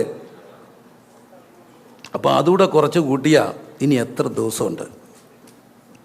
അത് കൂട്ടിയാൽ കാണാം 5,000 ദിവസം, 6,000 ദിവസം, 7,000 ദിവസമുള്ളൂ. ഈ ദിവസം ഇനി എന്ത് ചെയ്യരുത്? പിണങ്ങരുത്. ഞാൻ ഭയങ്കര പിണക്കക്കാരനായിരുന്നു. പിണക്കെന്ന് പറഞ്ഞാൽ വഴക്കുണ്ടാക്കത്തില്ല. ഞാൻ ഞങ്ങളുടെ ഒരു പ്രാർത്ഥനയുണ്ട്. ഇച്ചിരി ഇറിറ്റേഷനൊക്കെ ഉണ്ടെങ്കിൽ അവിടെ പ്രാർത്ഥന കഴിഞ്ഞ് 2-1 മണി കഴിയുമ്പോൾ കിടക്കുന്ന പിള്ളേരുണ്ട്. അവരുടെ കൂടെ ഞാനും ആ സെറ്റിയിലാണ് കിടക്കും. അപ്പോൾ ഒരു ദിവസം ഞാനും ഭാര്യയും കൂടി ഇങ്ങനെ ഇരുന്ന് കണക്ക് കൂട്ടി. അപ്പോൾ ഇതെല്ലാം കൂട്ടിയിട്ട് പിന്നെ ഒരു കാര്യം കൂടെ ചിന്തിച്ചു. പപ്പ 75 പോയി, അമ്മ 65 പോയി, എൻ്റെ തമ്പുരാന് നമ്മളിനി എപ്പം പോകും? എന്നാലും 80 ഇട്ടങ്ങ് കൂട്ടി, ആയുസിരിക്കട്ടെ. അപ്പോൾ ഇത്രയും ദിവസമല്ലേ ഉള്ളൂ. ഇതെല്ലാം ചിന്തിച്ചിട്ട് ഞങ്ങൾ കണക്ക് കൂട്ടിയൊരു കാര്യം. അടുത്തൊരു ദിവസം ഞാനിങ്ങനെ പിള്ളേരുടെ കൂടെ ഒത്തിരി പിള്ളേർ കാണും. അവിടെ കിടന്ന് സെറ്റിയെ കിടന്ന് ഉറങ്ങുക. ഇവളെന്നെ വന്ന് രാത്രി വിളിച്ചു, അച്ചാച്ചാ വന്ന് കിടക്കുക മുറിക്കകത്ത്. ഞാൻ പറഞ്ഞില്ല, ഞാനിവിടെ കിടക്കുക. ഇവളെന്നെ പതുക്കെ തോണ്ടിയിട്ട് പറഞ്ഞു, ഇത്രയും ദിവസമേ ഉള്ളൂ, എന്തോ വേണം തീരുമാനിച്ചോളാൻ പറഞ്ഞു. ഞാനൊരു ദിവസം ഇപ്പം പിണങ്ങി കിടക്കത്തില്ല. ഇത്രയും ദിവസമല്ലേ ഉള്ളൂ. അതുകൊണ്ട് ഞാൻ എല്ലാവരും പറയും, നൈറ്റ് ഡ്യൂട്ടിയൊക്കെ കുറയ്ക്കുക. എല്ലാവരും മാക്സിമം ഒന്നിച്ച് ജീവിക്കുക. കാരണം എത്ര ദിവസമേ ഉള്ളൂ. ഒറ്റ ദിവസം എന്ത് ചെയ്യരുത്? പിണങ്ങരുത്. ഈ ഓട്ടോറിക്ഷയുടെ പുറകിൽ എഴുതിയിട്ടുണ്ട്, ചിരിക്കൂ, പിണങ്ങാൻ എനിക്ക് നേരെയില്ല. ചിരിക്കൂ, പിണങ്ങാൻ നേരെയില്ല. കയ്യെ പിടിച്ചൊന്ന് പറഞ്ഞേര്, ചിരിക്കൂ, പിണങ്ങാൻ നേരെയില്ലെന്ന്. നമുക്കാർക്കും നേരെയില്ല. കളയരുത്, ദിവസം കളയരുത്. പറ, 5-6 പേരോട് പറ, ചിരിക്ക്, പിണങ്ങാൻ എന്തില്ല. അപ്പോൾ ഈ സംയുക്ത സഭായത്തിൽ പങ്കെടുത്തിട്ട് പോയവരാരും ഒരു ദിവസം പോലും എന്ത് ചെയ്യരുത്? പിണങ്ങരുത്. സന്ധ്യയ്ക്ക് മുമ്പ് പറഞ്ഞേക്കണം, സോറി അങ്ങ് വിട്ടുകള എന്നൊന്ന് പറഞ്ഞാൽ അവിടെ നമ്മൾ ജയിക്കുകയാണ്. 8-ാം അധ്യായം, പുതിയ നിയമം. എന്തിൻ്റെ നിയമമാണ്? ക്ഷമയുടെ നിയമം. കര ഉയർത്തി സ്തോത്രം ചെയ്തേ. എന്തിൻ്റെ നിയമം? ക്ഷമയുടെ നിയമം. ഉറക്ക സ്തോത്രം ചെയ്തേ. ക്ഷമയുടെ നിയമമാണ്. 9-ാം അധ്യായത്തിലേക്ക് വരുമ്പോൾ അവിടെ ഒരു പുതിയ കാഴ്ചയാണ്. പിറവിയിലെ കുരുടനായൊരു മനുഷ്യൻ. ആ മനുഷ്യനെയാണ് നമ്മളവിടെ കാണുക. 9-ാം അധ്യായം. പിറവിയിലെ ആരാണ്? കർത്താവ് അവനെ സൗഖ്യമാക്കുന്ന കാര്യമാണ്.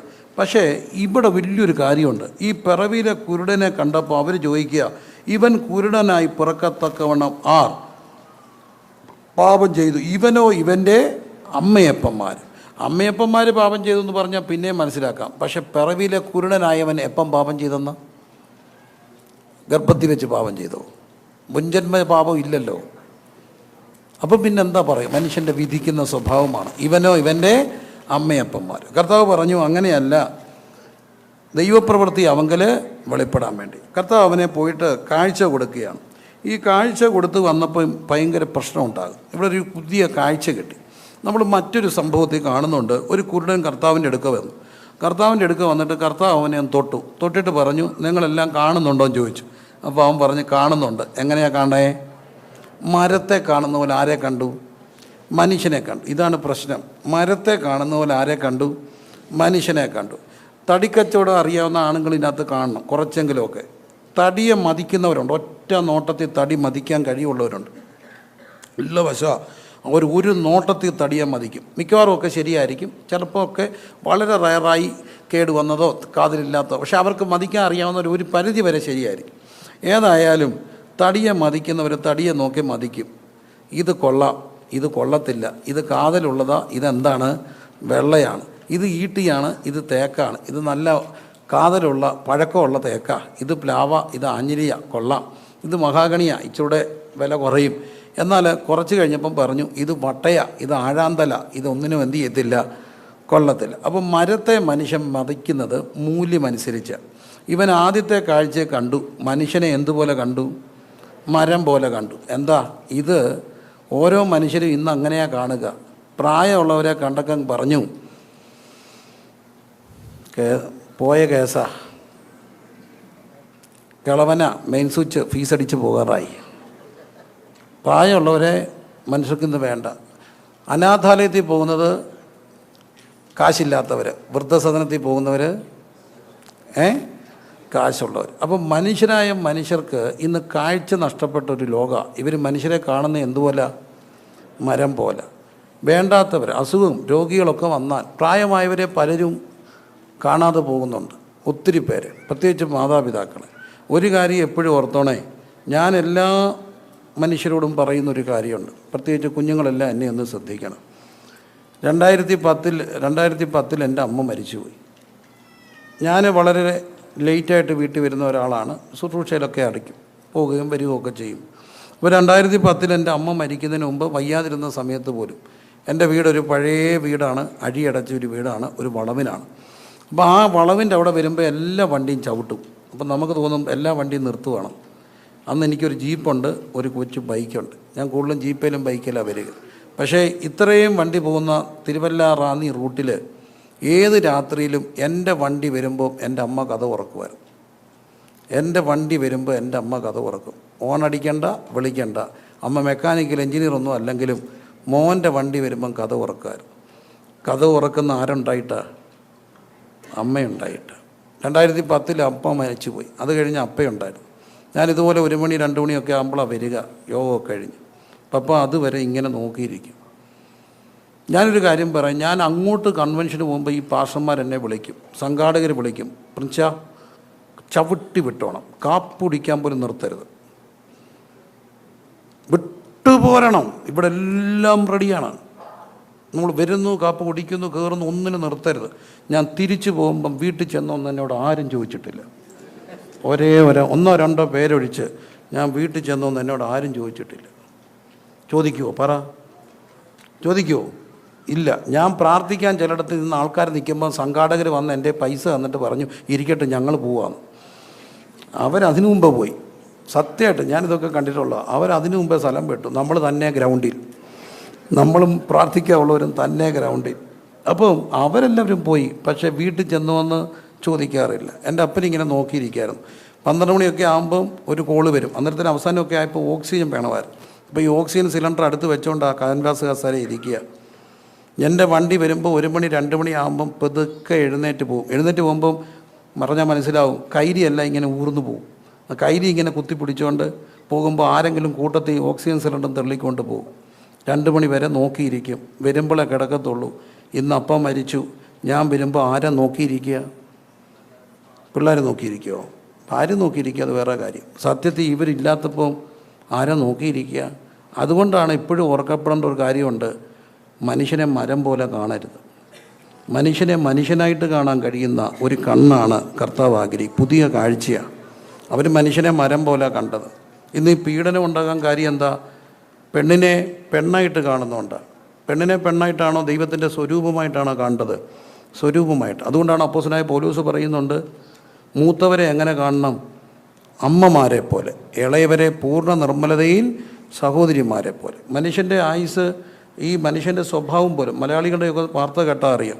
നല്ലൊരു പെൺകുട്ടി വരുമ്പോൾ, എനിക്കറിയത്തില്ല റിയാദിലെങ്ങനെയാണ്, ഞങ്ങളുടെ റാന്നിയിലെ പിള്ളേർ വരും, കൊള്ളാവിടെ ഒന്നാന്തര ഉരുപ്പടിയാണ്.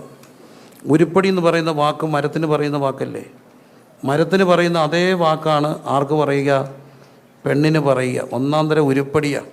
ഒന്നാന്തരം ചരക്കെന്ന് പറയും.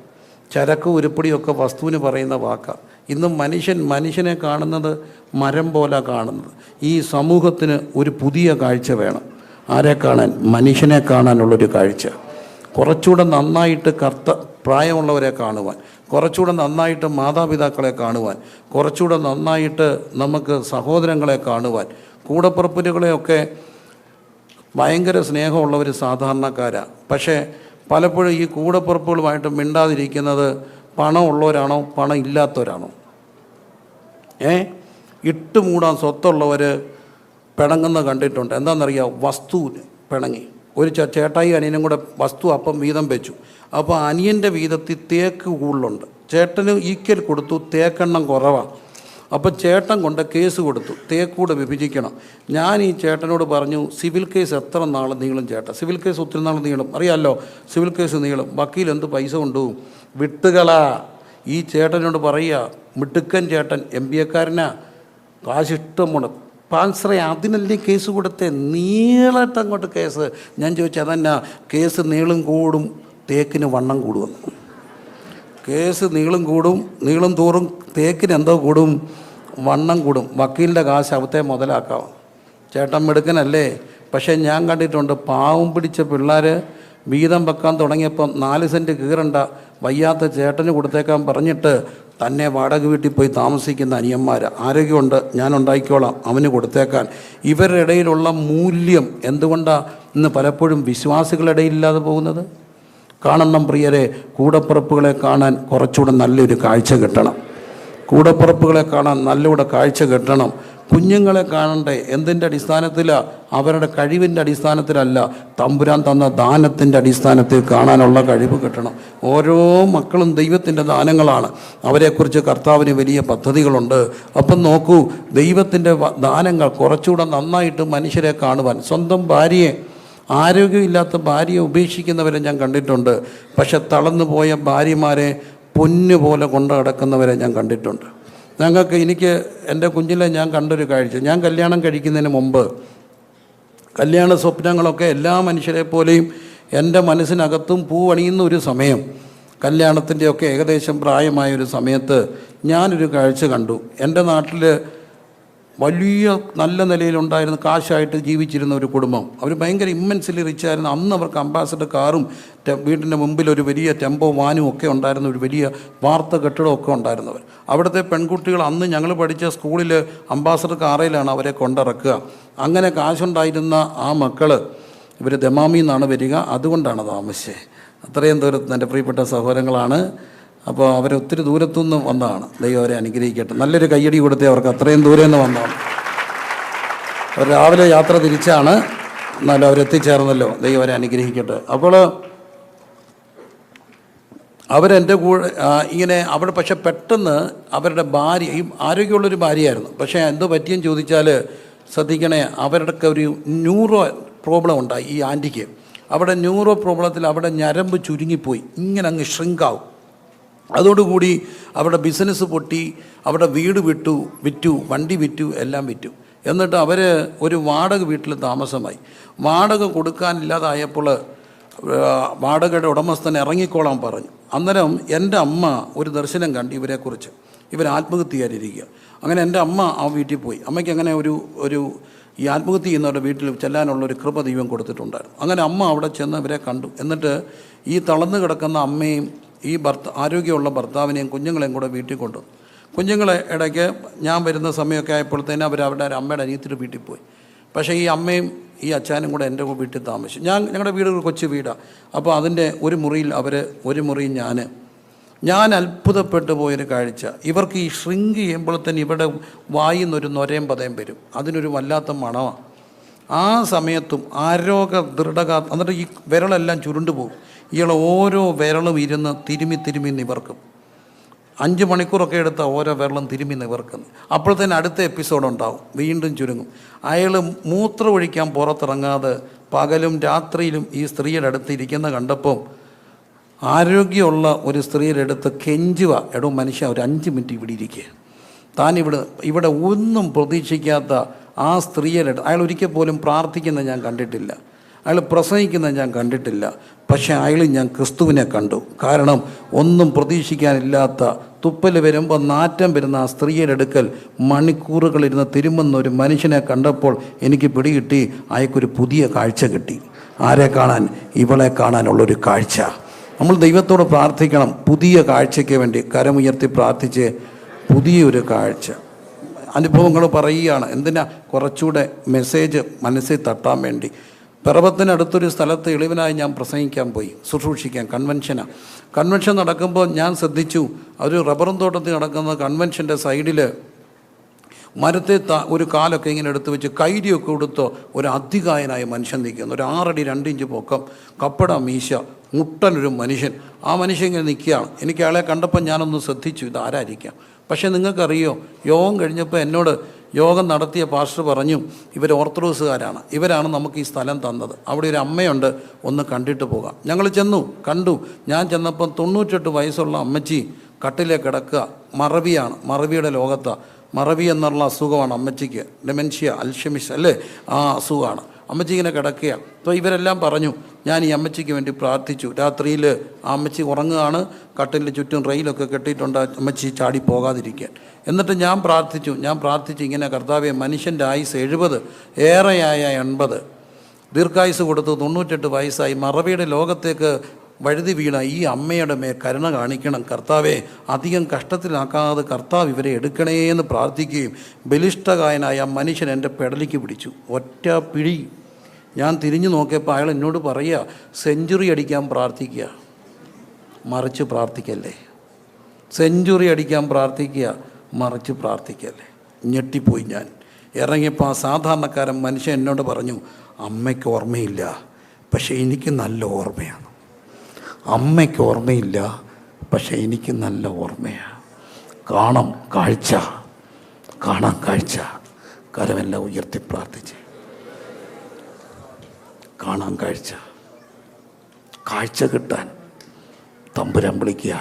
കുറച്ചുകൂടെ കൂടപ്പുറപ്പിനെ കാണാൻ, കുറച്ചുകൂടെ മനുഷ്യനെ കാണാൻ, കുറച്ചുകൂടെ ക്ഷീണിച്ചു പോയ ജീവിത പങ്കാളിയെ കാണാൻ, കുറച്ചുകൂടെ വൃദ്ധ മാതാപിതാക്കളെ കാണാൻ, കുറച്ചുകൂടെ ദൈവദാസന്മാരെ കാണാൻ, അവരുടെ കഷ്ടപ്പാടിനെ കാണാൻ, കുറച്ചുകൂടെ കൂട്ടായ്മക്കാരെ കാണാൻ. കാഴ്ച. അങ്ങനെ ആഗ്രഹിക്കുന്നവരെല്ലാം ഒന്ന് പ്രാർത്ഥിച്ച് കണ്ണ് തെളിയണം. എല്ലാവരുടെയും കണ്ണ് തെളിയണം. സ്വന്തം ഭാര്യയെ ഉള്ളുകൊണ്ട് കണ്ടവൻ ഒരിക്കലും പരസ്ത്രീയെ നോക്കില്ല, ജീവിതത്തിൽ ഇടർത്തില്ല. സ്വന്തം ഭർത്താവിനെ ഉള്ളുകൊണ്ട് കണ്ട ഒരുവളും തെറ്റത്തില്ല. സ്വന്തം അപ്പനെ അമ്മയും കണ്ട ഒരു മക്കളും എവിടെ പോയാലും തെറ്റിപ്പോത്തില്ല. നമുക്കെല്ലാം പേടിയായി. മക്കളൊക്കെ മംഗലാപുരത്തും ബാംഗ്ലൂരും ഒക്കെ പോകുമ്പോൾ എൻ്റെ മക്കളും ശ്രദ്ധിക്കണം, തെറ്റില്ല. കൊച്ചൻ പഠിക്കാൻ MBBS പോയി കേട്ടോ, അവനെ മിടുക്കനായിരുന്നു. എൻട്രൻസ് എഴുതി പോയ കുഞ്ഞ് അവിടെ ചെന്നപ്പോൾ NRI പിള്ളേരാ, NRI കോട്ടയം വന്ന പിള്ളേരെല്ലാം ഉണ്ട്. ഭയങ്കര റിച്ച് ആയിട്ടുള്ള പിള്ളേരൊക്കെ അല്ലേ മെഡിസിന് വന്നേക്കുന്നത്. അവർക്കെല്ലാം ബർത്ത്ഡേക്കും പാർട്ടി എന്നൊക്കെ പറഞ്ഞാൽ എന്താ, ആട്ടിപ്പൊളി ബിയറും മദ്യവും ഒക്കെ ഒഴുകുന്ന പാർട്ടിയാണ്, പൈസയുള്ളവരാ.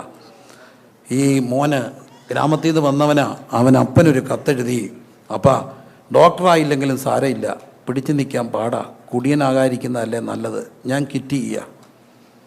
അപ്പം തിരിച്ചു പറഞ്ഞു, മോൻ കിറ്റ് ചെയ്യരുത്, എൻ്റെ മോനൊരു കുഴപ്പവും വരില്ല.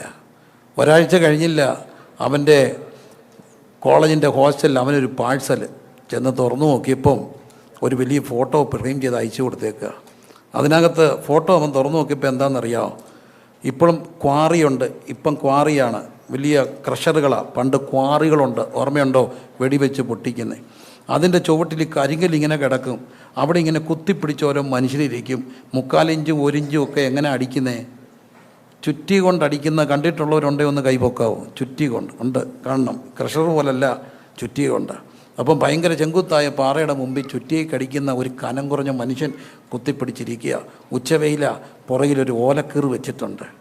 അതിൻ്റെ ഒരു ഫോട്ടോ എടുത്ത് അയച്ചു കൊടുത്തിട്ട് പറഞ്ഞു, തെറ്റുമെന്ന് തോന്നുമ്പം ഈ ഫോട്ടോയിലും നോക്കിയാൽ മതി, കുടിക്കണമെന്ന് തോന്നുമ്പം ഈ ഫോട്ടോയിലും നോക്കിയാൽ മതി. കുഞ്ഞ് കുടിക്കില്ല, അപ്പനെ കണ്ടവൻ തെറ്റില്ല, അമ്മയെ ഓർക്കുന്നവൻ തെറ്റില്ല. കാഴ്ച കിട്ടാൻ പ്രാർത്ഥിച്ചേ. അതിലൊക്കെ ഉപരിയാ എനിക്ക് വേണ്ടി കാൽവറി കുരിശിലേക്ക് വീണും എഴുന്നേറ്റും നടന്നുപോയ ഒരു കർത്താവിനെ കണ്ടവൻ തെറ്റില്ല, തെറ്റില്ല, തെറ്റില്ല. കുരിശും നിജത്തോളിലെടു ഒരുവൻ ഗിരിമേ കയറി പോകുന്ന കാഴ്ച കാൺമീ. കുരിശും നിജത്തോളിലെടു തോരുവൻ ഗിരിമേ കയറി പോകുന്ന. അവർ കർത്താവിനെ ക്രൂശിക്കാൻ വേണ്ടി ആവശ്യപ്പെടുകയാണ്. ക്രൂശിക്കാൻ വേണ്ടി കൊണ്ടുപോകുമ്പോൾ കുരിശെടുത്ത് തൻ്റെ തോളിൽ തന്നെ വെച്ചു കൊടുത്തു. രണ്ട് രീതി ക്രൂശീകരണം കൊണ്ടുപോകാറുണ്ട്. ഒന്നിൽ തോളി വെച്ചുകൊണ്ട് പോകാം, എന്നാൽ ചിലപ്പം കുറുകിയ ഈ നെടുകെ ഈ തണ്ട് നേരത്തെ കുഴിച്ചിടും, കുറിയ തണ്ട് ചിലരുടെ തോളിൽ വെച്ച് കെട്ടും. രണ്ടാന്നേരം ഭാരമുള്ളൊരു കുരിശ് പുറകിലിരിക്കുമ്പോൾ വീഴുന്ന വ്യക്തി ഒരിക്കലും പുറമോട്ട് വീഴില്ല. എങ്ങോട്ട് വീഴത്തുള്ളൂ? മുമ്പോട്ട് വീഴത്തുള്ളൂ. കൈകൾ കെട്ടപ്പെട്ടിട്ടുണ്ടെങ്കിൽ കൈ കുത്തുന്നതിന് മുമ്പ് മുഖമടിക്കും. മുഖമടിച്ച് വീണായിരിക്കാം. അവനെ കണ്ടാൽ ആളറിയാത്തവനെ പോലായി. അവൻ്റെ സൗന്ദര്യം എന്തായിരുന്നറിയാമോ? എൻ്റെ പ്രിയൻ വെണ്മയും ചുമപ്പുള്ളവൻ, 10,000 അതിശ്രേഷ്ഠൻ. പക്ഷെ ഇന്നാലോ അവനെ കണ്ടാൽ ആളറിയാത്തവനെ പോലെ വിരൂപനായി. എന്തിനാ തമ്പുരാൻ വിരൂപനായത്? എനിക്കും നിനക്കും വേണ്ടി വിരൂപനായി. ആ കർത്താവിനെ കണ്ടവൻ ഒരിക്കലും ഇടറത്തില്ല. ആ കർത്താവിനെ കണ്ടവൻ ഒരിക്കലും ദൈവത്തെ വിട്ടു പോകില്ല. കുരിശും നിജത്തോളിലെടു ഒരുവൻ ഗിരിമേ കയറി പോകുന്ന കാഴ്ച കാൺമീ. അവനീശസുതൻ മഹിമോന്നതനാം അവനീശ്വരനിൽ ബഹുവന്നിധനാം അവനീവിധവേള സമാനമു നതു കാൺമീ. പാപി കേളാമര കർത്താവിനെ കാണണം പുതിയൊരു കാഴ്ചയോടെ. എനിക്ക് നിങ്ങൾക്ക് വേണ്ടി വീണ് എഴുന്നേറ്റ് കാൽവറി കുരിശിലേക്ക് പോയി 2 കള്ളന്മാരുടെ നടുവിൽ ക്രൂശിക്കപ്പെട്ട് ഒടുവിൽ എനിക്ക് ദാഹിക്കുന്നു എന്ന് പറഞ്ഞ് എൻ്റെ ദൈവമേ എൻ്റെ ദൈവമേ എന്നെ കൈവിട്ട് എന്തെന്ന് ചോദിച്ച് സ്വന്തം തോളിൽ തല ചായ്ച്ച് മരിച്ച ക്രിസ്തു. ആ ക്രിസ്തുവിനെ കണ്ടവൻ ഒരിക്കലും ജീവിതത്തിൽ ഇടറത്തില്ല. ആ കർത്താവിനെ കണ്ടവർ പാപം ചെയ്യില്ല. പാപം ചെയ്യരുതെന്ന് അവനോട് പറയണ്ട. അവൻ യേശുവിനെ കണ്ടവർ പാപം ചെയ്യില്ല. കർത്താവിനെ കണ്ടവർ സ്വന്തം അപ്പനെ കാണും കുറച്ചുകൂടെ നല്ല വ്യക്തമായിട്ട്. കർത്താവിനെ കണ്ടവർ കുറച്ചുകൂടെ അമ്മയെ കാണും. കർത്താവിനെ കണ്ടവർ കുറച്ചുകൂടെ ജീവിത പങ്കാളിയെ കാണും.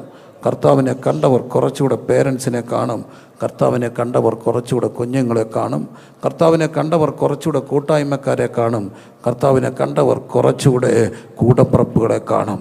കർത്താവെ എനിക്ക് കാഴ്ച കുറച്ചുകൂടെ കിട്ടണമേ. അങ്ങനെ ആഗ്രഹിക്കുന്നവരെല്ലാം കരം ഉയർത്തി ഒന്ന് പ്രാർത്ഥിച്ച് ശാന്തമായി. എല്ലാ കുഞ്ഞു മക്കളും കുറച്ചുകൂടെ പേരൻസിനെ കാണാൻ.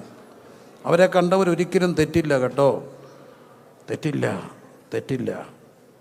അമ്മ അറിയാതെ ആ ഹോസ്റ്റലിൽ വന്നു. അമ്മ ഞെട്ടിപ്പോയി. മൊത്തം വേണ്ടാത്ത സ്ത്രീകളുടെ ഫോട്ടോയാണ് ഒട്ടിച്ചേക്കുക. ഭിത്തി നിറച്ച് ഒട്ടിച്ച് വെച്ചേക്കുക പെൺകുട്ടികളുടെ വേണ്ടാത്ത ഫോട്ടോസ്. അമ്മ ഒന്നും പറഞ്ഞില്ല.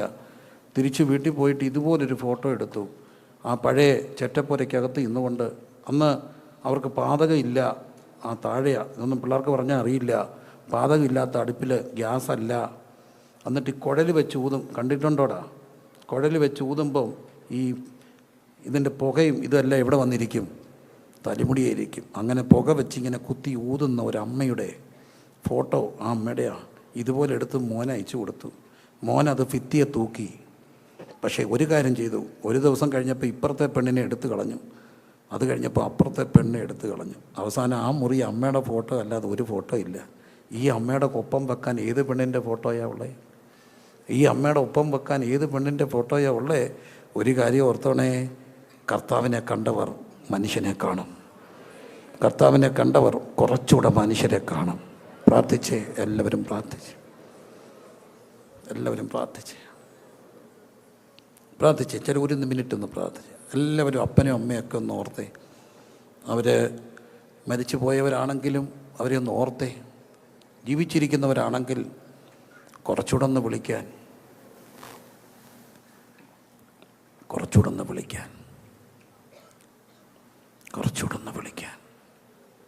എത്രയോ പ്രവാസികൾ എന്നോട് പറഞ്ഞിട്ടുണ്ട്, പാസ്റ്ററെ ഞാൻ ആരോടും പറയാതൊക്കെയായിരുന്നു വരുന്നത്. പറഞ്ഞാലൊരു കുഴപ്പമുണ്ട്, എത്ര വേണ്ടാന്ന് പറഞ്ഞാലും വെളുപ്പിനെ ഇങ്ങ് വരും. ആ വണ്ടി കാറിൻ്റെ മുമ്പിൽ ഇരുന്നുകൊണ്ട് വിളിക്കാനാണ്. വരണ്ട വരണ്ട വരണ്ട എന്ന് പറഞ്ഞാൽ കേൾക്കുമോ? ഇല്ല, രാവിലെ ഇങ്ങ് വരികയാണ്. പക്ഷെ അവർ രണ്ടും മരിച്ചു കഴിഞ്ഞപ്പോഴാണ് ഇറങ്ങി വന്ന് ഊബർ പിടിച്ച് അതിൻ്റെ പുറകെ ഇരിക്കുമ്പോഴാണ് ഇങ്ങനെ എല്ലാവരും ഇറങ്ങി വരുമ്പം എയർപോർട്ടിൽ ഇങ്ങനെ എത്തി നോക്കി നിൽക്കുന്ന ഒരാളില്ലെങ്കിൽ, എല്ലാവരും ഇങ്ങനെ ഇറങ്ങി വരുമ്പോൾ എയർപോർട്ടിൻ്റെ അവിടെ നിന്ന് എത്തി നോക്കി നിൽക്കുന്ന ഒരാളില്ലാത്തൊരവസ്ഥ. എത്തി ഇങ്ങനെ നോക്കത്തില്ലേ? അതൊന്നും ഇല്ലാതെ ഇങ്ങനെ വന്ന് ടാക്സി പിടിച്ച് പോകുമ്പോൾ കാണാം. ഉള്ളപ്പോക്കെ കുറച്ചുകൂടെ പ്രാർത്ഥിച്ച്, എല്ലാവരും പ്രാർത്ഥിച്ച്. 9-ാം അധ്യായത്തിൽ പുതിയ കാഴ്ചയാണ്. 9-ാം അധ്യായത്തിൽ പുതിയ കാഴ്ച. കുറച്ചുകൂടെ ഒന്ന് കണ്ണ് തുറക്കണമേ. അതുകൊണ്ട് അതൊക്കെ വചനത്തിൽ വായിക്കുന്നുണ്ട്. കണ്ണിൽ തേക്കാൻ ലേപനം, കുറച്ചുകൂടെ തെളിയാൻ. ആ കാഴ്ച കിട്ടിയവനെ അവരൊരു കാര്യം ചെയ്തു. അപ്പോൾ അവൻ പറയുന്നൊരു വാക്കുണ്ട്, എന്താ സംഭവിച്ചതെന്നൊന്നും എനിക്കറിയത്തില്ല, പക്ഷേ once I was blind now I see. എനിക്കൊരിക്കൽ കാഴ്ചയില്ലായിരുന്നു, പക്ഷേ എനിക്കിപ്പോൾ എന്ത് ചെയ്യാം? കാണാം. അത്രയേ ഉള്ളൂ അവൻ്റെ സാക്ഷ്യം. അവൻ ആരാ എന്താണെന്ന് എനിക്കറിയില്ല, നിങ്ങളത് അവനോട് ചോദിക്കും. പക്ഷേ എനിക്ക് അവൻ കാഴ്ചയില്ലായിരുന്നു, ഇപ്പം എനിക്ക് എന്ത് കിട്ടി? കാഴ്ച കിട്ടി. അവനെ അവർ ദേവാലയത്തിൽ നിന്ന് പുറത്താക്കി. അങ്ങനെ അവിടെ കാണുക, അവർ അവനെ ദേവാലയത്തിൽ നിന്ന് എന്താക്കി? പുറത്താക്കി. ഈ പുറത്താക്കിയവനെ യേശു വഴി വെച്ച് കാണുന്നുണ്ട്. എന്നിട്ട് ജോനയും കമ്മ്യൂണിറ്റി തുടങ്ങുക. ഒരു കാര്യം ഓർത്തോണേ, പുതുജന്മം ഉണ്ടായിക്കഴിഞ്ഞാൽ പുതിയ ആരാധനയാണ്. പുതിയ ആരാധന ഉണ്ടായ പുതിയ പെരുന്നാളാണ്. പുതിയ പെരുന്നാൾ കിട്ടിയ പിന്നെ പുതിയ നിയമമാണ്. പുതിയ നിയമം കിട്ടിയ പുതിയ കാഴ്ചയാണ്. ഈ പുതിയ കാഴ്ച കിട്ടിയാൽ പിന്നെ പഴയ ദേവാലയത്തിൽ നിൽക്കത്തില്ല. അവരാ ദേവാലയം വിട്ടിറങ്ങി. അവരെ അവിടുന്ന് പുറത്താക്കിയവരെ കർത്താവ് വഴി വെച്ച് കണ്ടു. 10-ാം അധ്യായത്തിൽ നല്ല ഇടയനാ. പുതിയ കാഴ്ച കിട്ടിയവരെല്ലാം പുറത്താക്കപ്പെട്ടവർ ആ ദേവന് ചുറ്റും ഇടയന് ചുറ്റും ഇരുന്നു. പുതിയ നിയമസഭ അവിടെ ഉടലെടുക്കപ്പെടുകയാണ്. എന്താണ് പുതിയ നിയമസഭ? പുതിയ ഇടയന് ചുറ്റും അവൻ്റെ ശബ്ദം കേൾക്കാനിരിക്കുന്ന ഒരു സമൂഹമാണ്. എൻ്റെ ആടുകൾ എൻ്റെ ശബ്ദം കേൾക്കും. അന്യൻ്റെ ശബ്ദം അവ അറിയായിക്കൊണ്ട് അവ അന്യനെ വിട്ട് എന്തു ചെയ്യും? ഓടിപ്പോകും. ഹല്ലേലൂയ. അവർ പുതിയ ഇടയൻ്റെ ചുറ്റിയിരിക്കുക. പുതിയ ഇടയൻ്റെ ഒരു പ്രത്യേകതയുണ്ട്. പുതിയ ഇടയൻ ആടുകളെ എങ്ങനെ വിളിക്കും? പേർ ചൊല്ലി വിളിക്കും. എന്നിട്ട് അവൻ അവയ്ക്ക് മുമ്പായിട്ട് നടക്കും. അവ അന്യശബ്ദം അറിയായിക്കൊണ്ട് അവ അന്യനെ വിട്ട് ഓടിപ്പോകും. അങ്ങനെയല്ലേ? ഇടയൻ്റെ ശബ്ദം കേൾക്കും. ഇടയൻ്റെ ശബ്ദം ഇടയൻ പേരിട്ട് വിളിക്കും. ഇടയൻ എന്ത് വിളിക്കും? പേര് ചൊല്ലി വിളിക്കും. പറഞ്ഞേ, ഇടയൻ എന്ത് വിളിക്കും? പേര് ചൊല്ലി വിളിക്കും. നമ്മുടെ ഇടയന് പേരറിയാവുന്ന ഏത് പേരറിയാമെന്നറിയാം? ഓമനപ്പേരറിയാം. ഞാൻ എത്രയോ സ്ഥലത്ത് കണ്ടിട്ടുണ്ട്. ഒരിക്കൽ പാസ്റ്റർ ഞങ്ങൾ നടത്തിയ ഒരു കൺവെൻഷനിൽ പാസ്റ്റർ ലാസർ വി മാത്യു പ്രസംഗിക്കുക. അപ്പോൾ അവിടുത്തെ ആ വീട്ടിലെ അമ്മയ്ക്ക് വീട്ടിലിട്ട മാമോദിസായിക്കിട്ട പേരുണ്ട് മറിയാമ്മ. ബാക്കി പേരെ എല്ലാവർക്കും അറിയത്തുള്ളൂ. പക്ഷേ ലാസറച്ചായും വിളിച്ചു. ഇതിനിടയ്ക്ക് എൻ്റെ പൊന്നു മറിയാമ്മ, നീ ഇനി സ്നാനപ്പെടേണ്ട, ഇറങ്ങി വരാൻ. അമ്മച്ചി ചാടി ഇറങ്ങി വന്നു. കാരണം മറിയാമ്മ എന്നുള്ള പേര് ലോകത്തൊരു മനുഷ്യർക്ക് അറിയത്തില്ല. എൻ്റെ കർത്താവിൻ്റെ പ്രത്യേകതയുണ്ട്. ഓമനപ്പേര് ചൊല്ലി വിളിക്കുന്നൊരു കർത്താവുണ്ട്. ഓമനപ്പേര് ചൊല്ലി വിളിക്കുന്ന എൻ്റെ ഇടയൻ എൻ്റെ പേരറിയാം. ആൾക്കൂട്ടത്തിനിടയിൽ അവൻ്റെ ശബ്ദം കേൾക്കുക. ഇന്ന് നമ്മൾ ബഹളങ്ങളുടെ ലോകത്താണ്. We hear lot of noises. ശബ്ദങ്ങളുടെ ലോകത്താണ്. ബഹളമാണ്. രാവിലെ മുതൽ ശബ്ദമാണ്. പക്ഷേ ഈ ശബ്ദങ്ങളുടെ മുഖത്ത് നേരത്തെ ഒരു വോയിസ് കേൾക്കണം. അവൻ്റെ ശബ്ദം. ആ വോയിസ് കേൾക്കാൻ we hear lot of noise. This world is a world of noises. ബഹളങ്ങളുടെ ഒരു ലോകമാണ്. പക്ഷേ അതിനകത്ത് വോയിസ് കേൾക്കാൻ ഒറ്റ വഴിയേ ഉള്ളൂ. അവൻ്റെ ശബ്ദം കേൾക്കാൻ അവൻ്റെ വചനമാണ്. എൻ്റെ ആടുകൾ അവൻ്റെ ശബ്ദം കേൾക്കും. ഈ തിരുവചനം ഒന്ന് ഉയർത്തിപ്പിടിച്ച്, ഈ തിരുവചനം ഒന്ന് ഉയർത്തിപ്പിടിച്ച് ഇത് വായിക്കണം മക്കളെ. ഇത് വായിക്കണം. വായിക്കണം ഇത് കേട്ടോ, വായിക്കണം വായിക്കണം വായിക്കണം വായിക്കണം വായിക്കണം. അപ്പോൾ ഇത് വായിക്കുമ്പോൾ എന്താ കേൾക്കാം? ദൈവത്തിൻ്റെ ശബ്ദം കേൾക്കാം. എൻ്റെ ആടുകൾ എൻ്റെ ശബ്ദം കേൾക്കും. എന്നിട്ട് ആടുകൾക്ക് മുമ്പായിട്ട് അവിടെ നിന്ന് നയിക്കുകയാണ്. അവ അന്യ ശബ്ദം എന്ത് ചെയ്യുകയില്ല, കേൾക്കുകയില്ല. അതുകൊണ്ട് ആ ശബ്ദം കേട്ട് പോകുന്ന ഒരു സമൂഹം അവിടെ ഉടലെടുക്കപ്പെടുകയാണ്. അതാണ് പുതിയ നിയമസഭ ഇടയൻ്റെ ചുറ്റും. പക്ഷേ അവർക്കൊരു പ്രശ്നമുണ്ട്. പുതിയ കാഴ്ച കിട്ടിയവർ അവരെ പിന്നെ പഴയ ദേവാലയത്തിൽ കാണത്തില്ല, അവരെ പിന്നെ പഴയ ആരാധനയെ കാണത്തില്ല, അവരെ പിന്നെ പഴയ അവസ്ഥയെ കാണത്തില്ല. അവർ പിന്നെ പുതിയ ഇടയൻ്റെ ചുറ്റുമായിരിക്കും. കരമടിച്ചൊന്ന് ദൈവത്തെ സ്തുതിച്ച്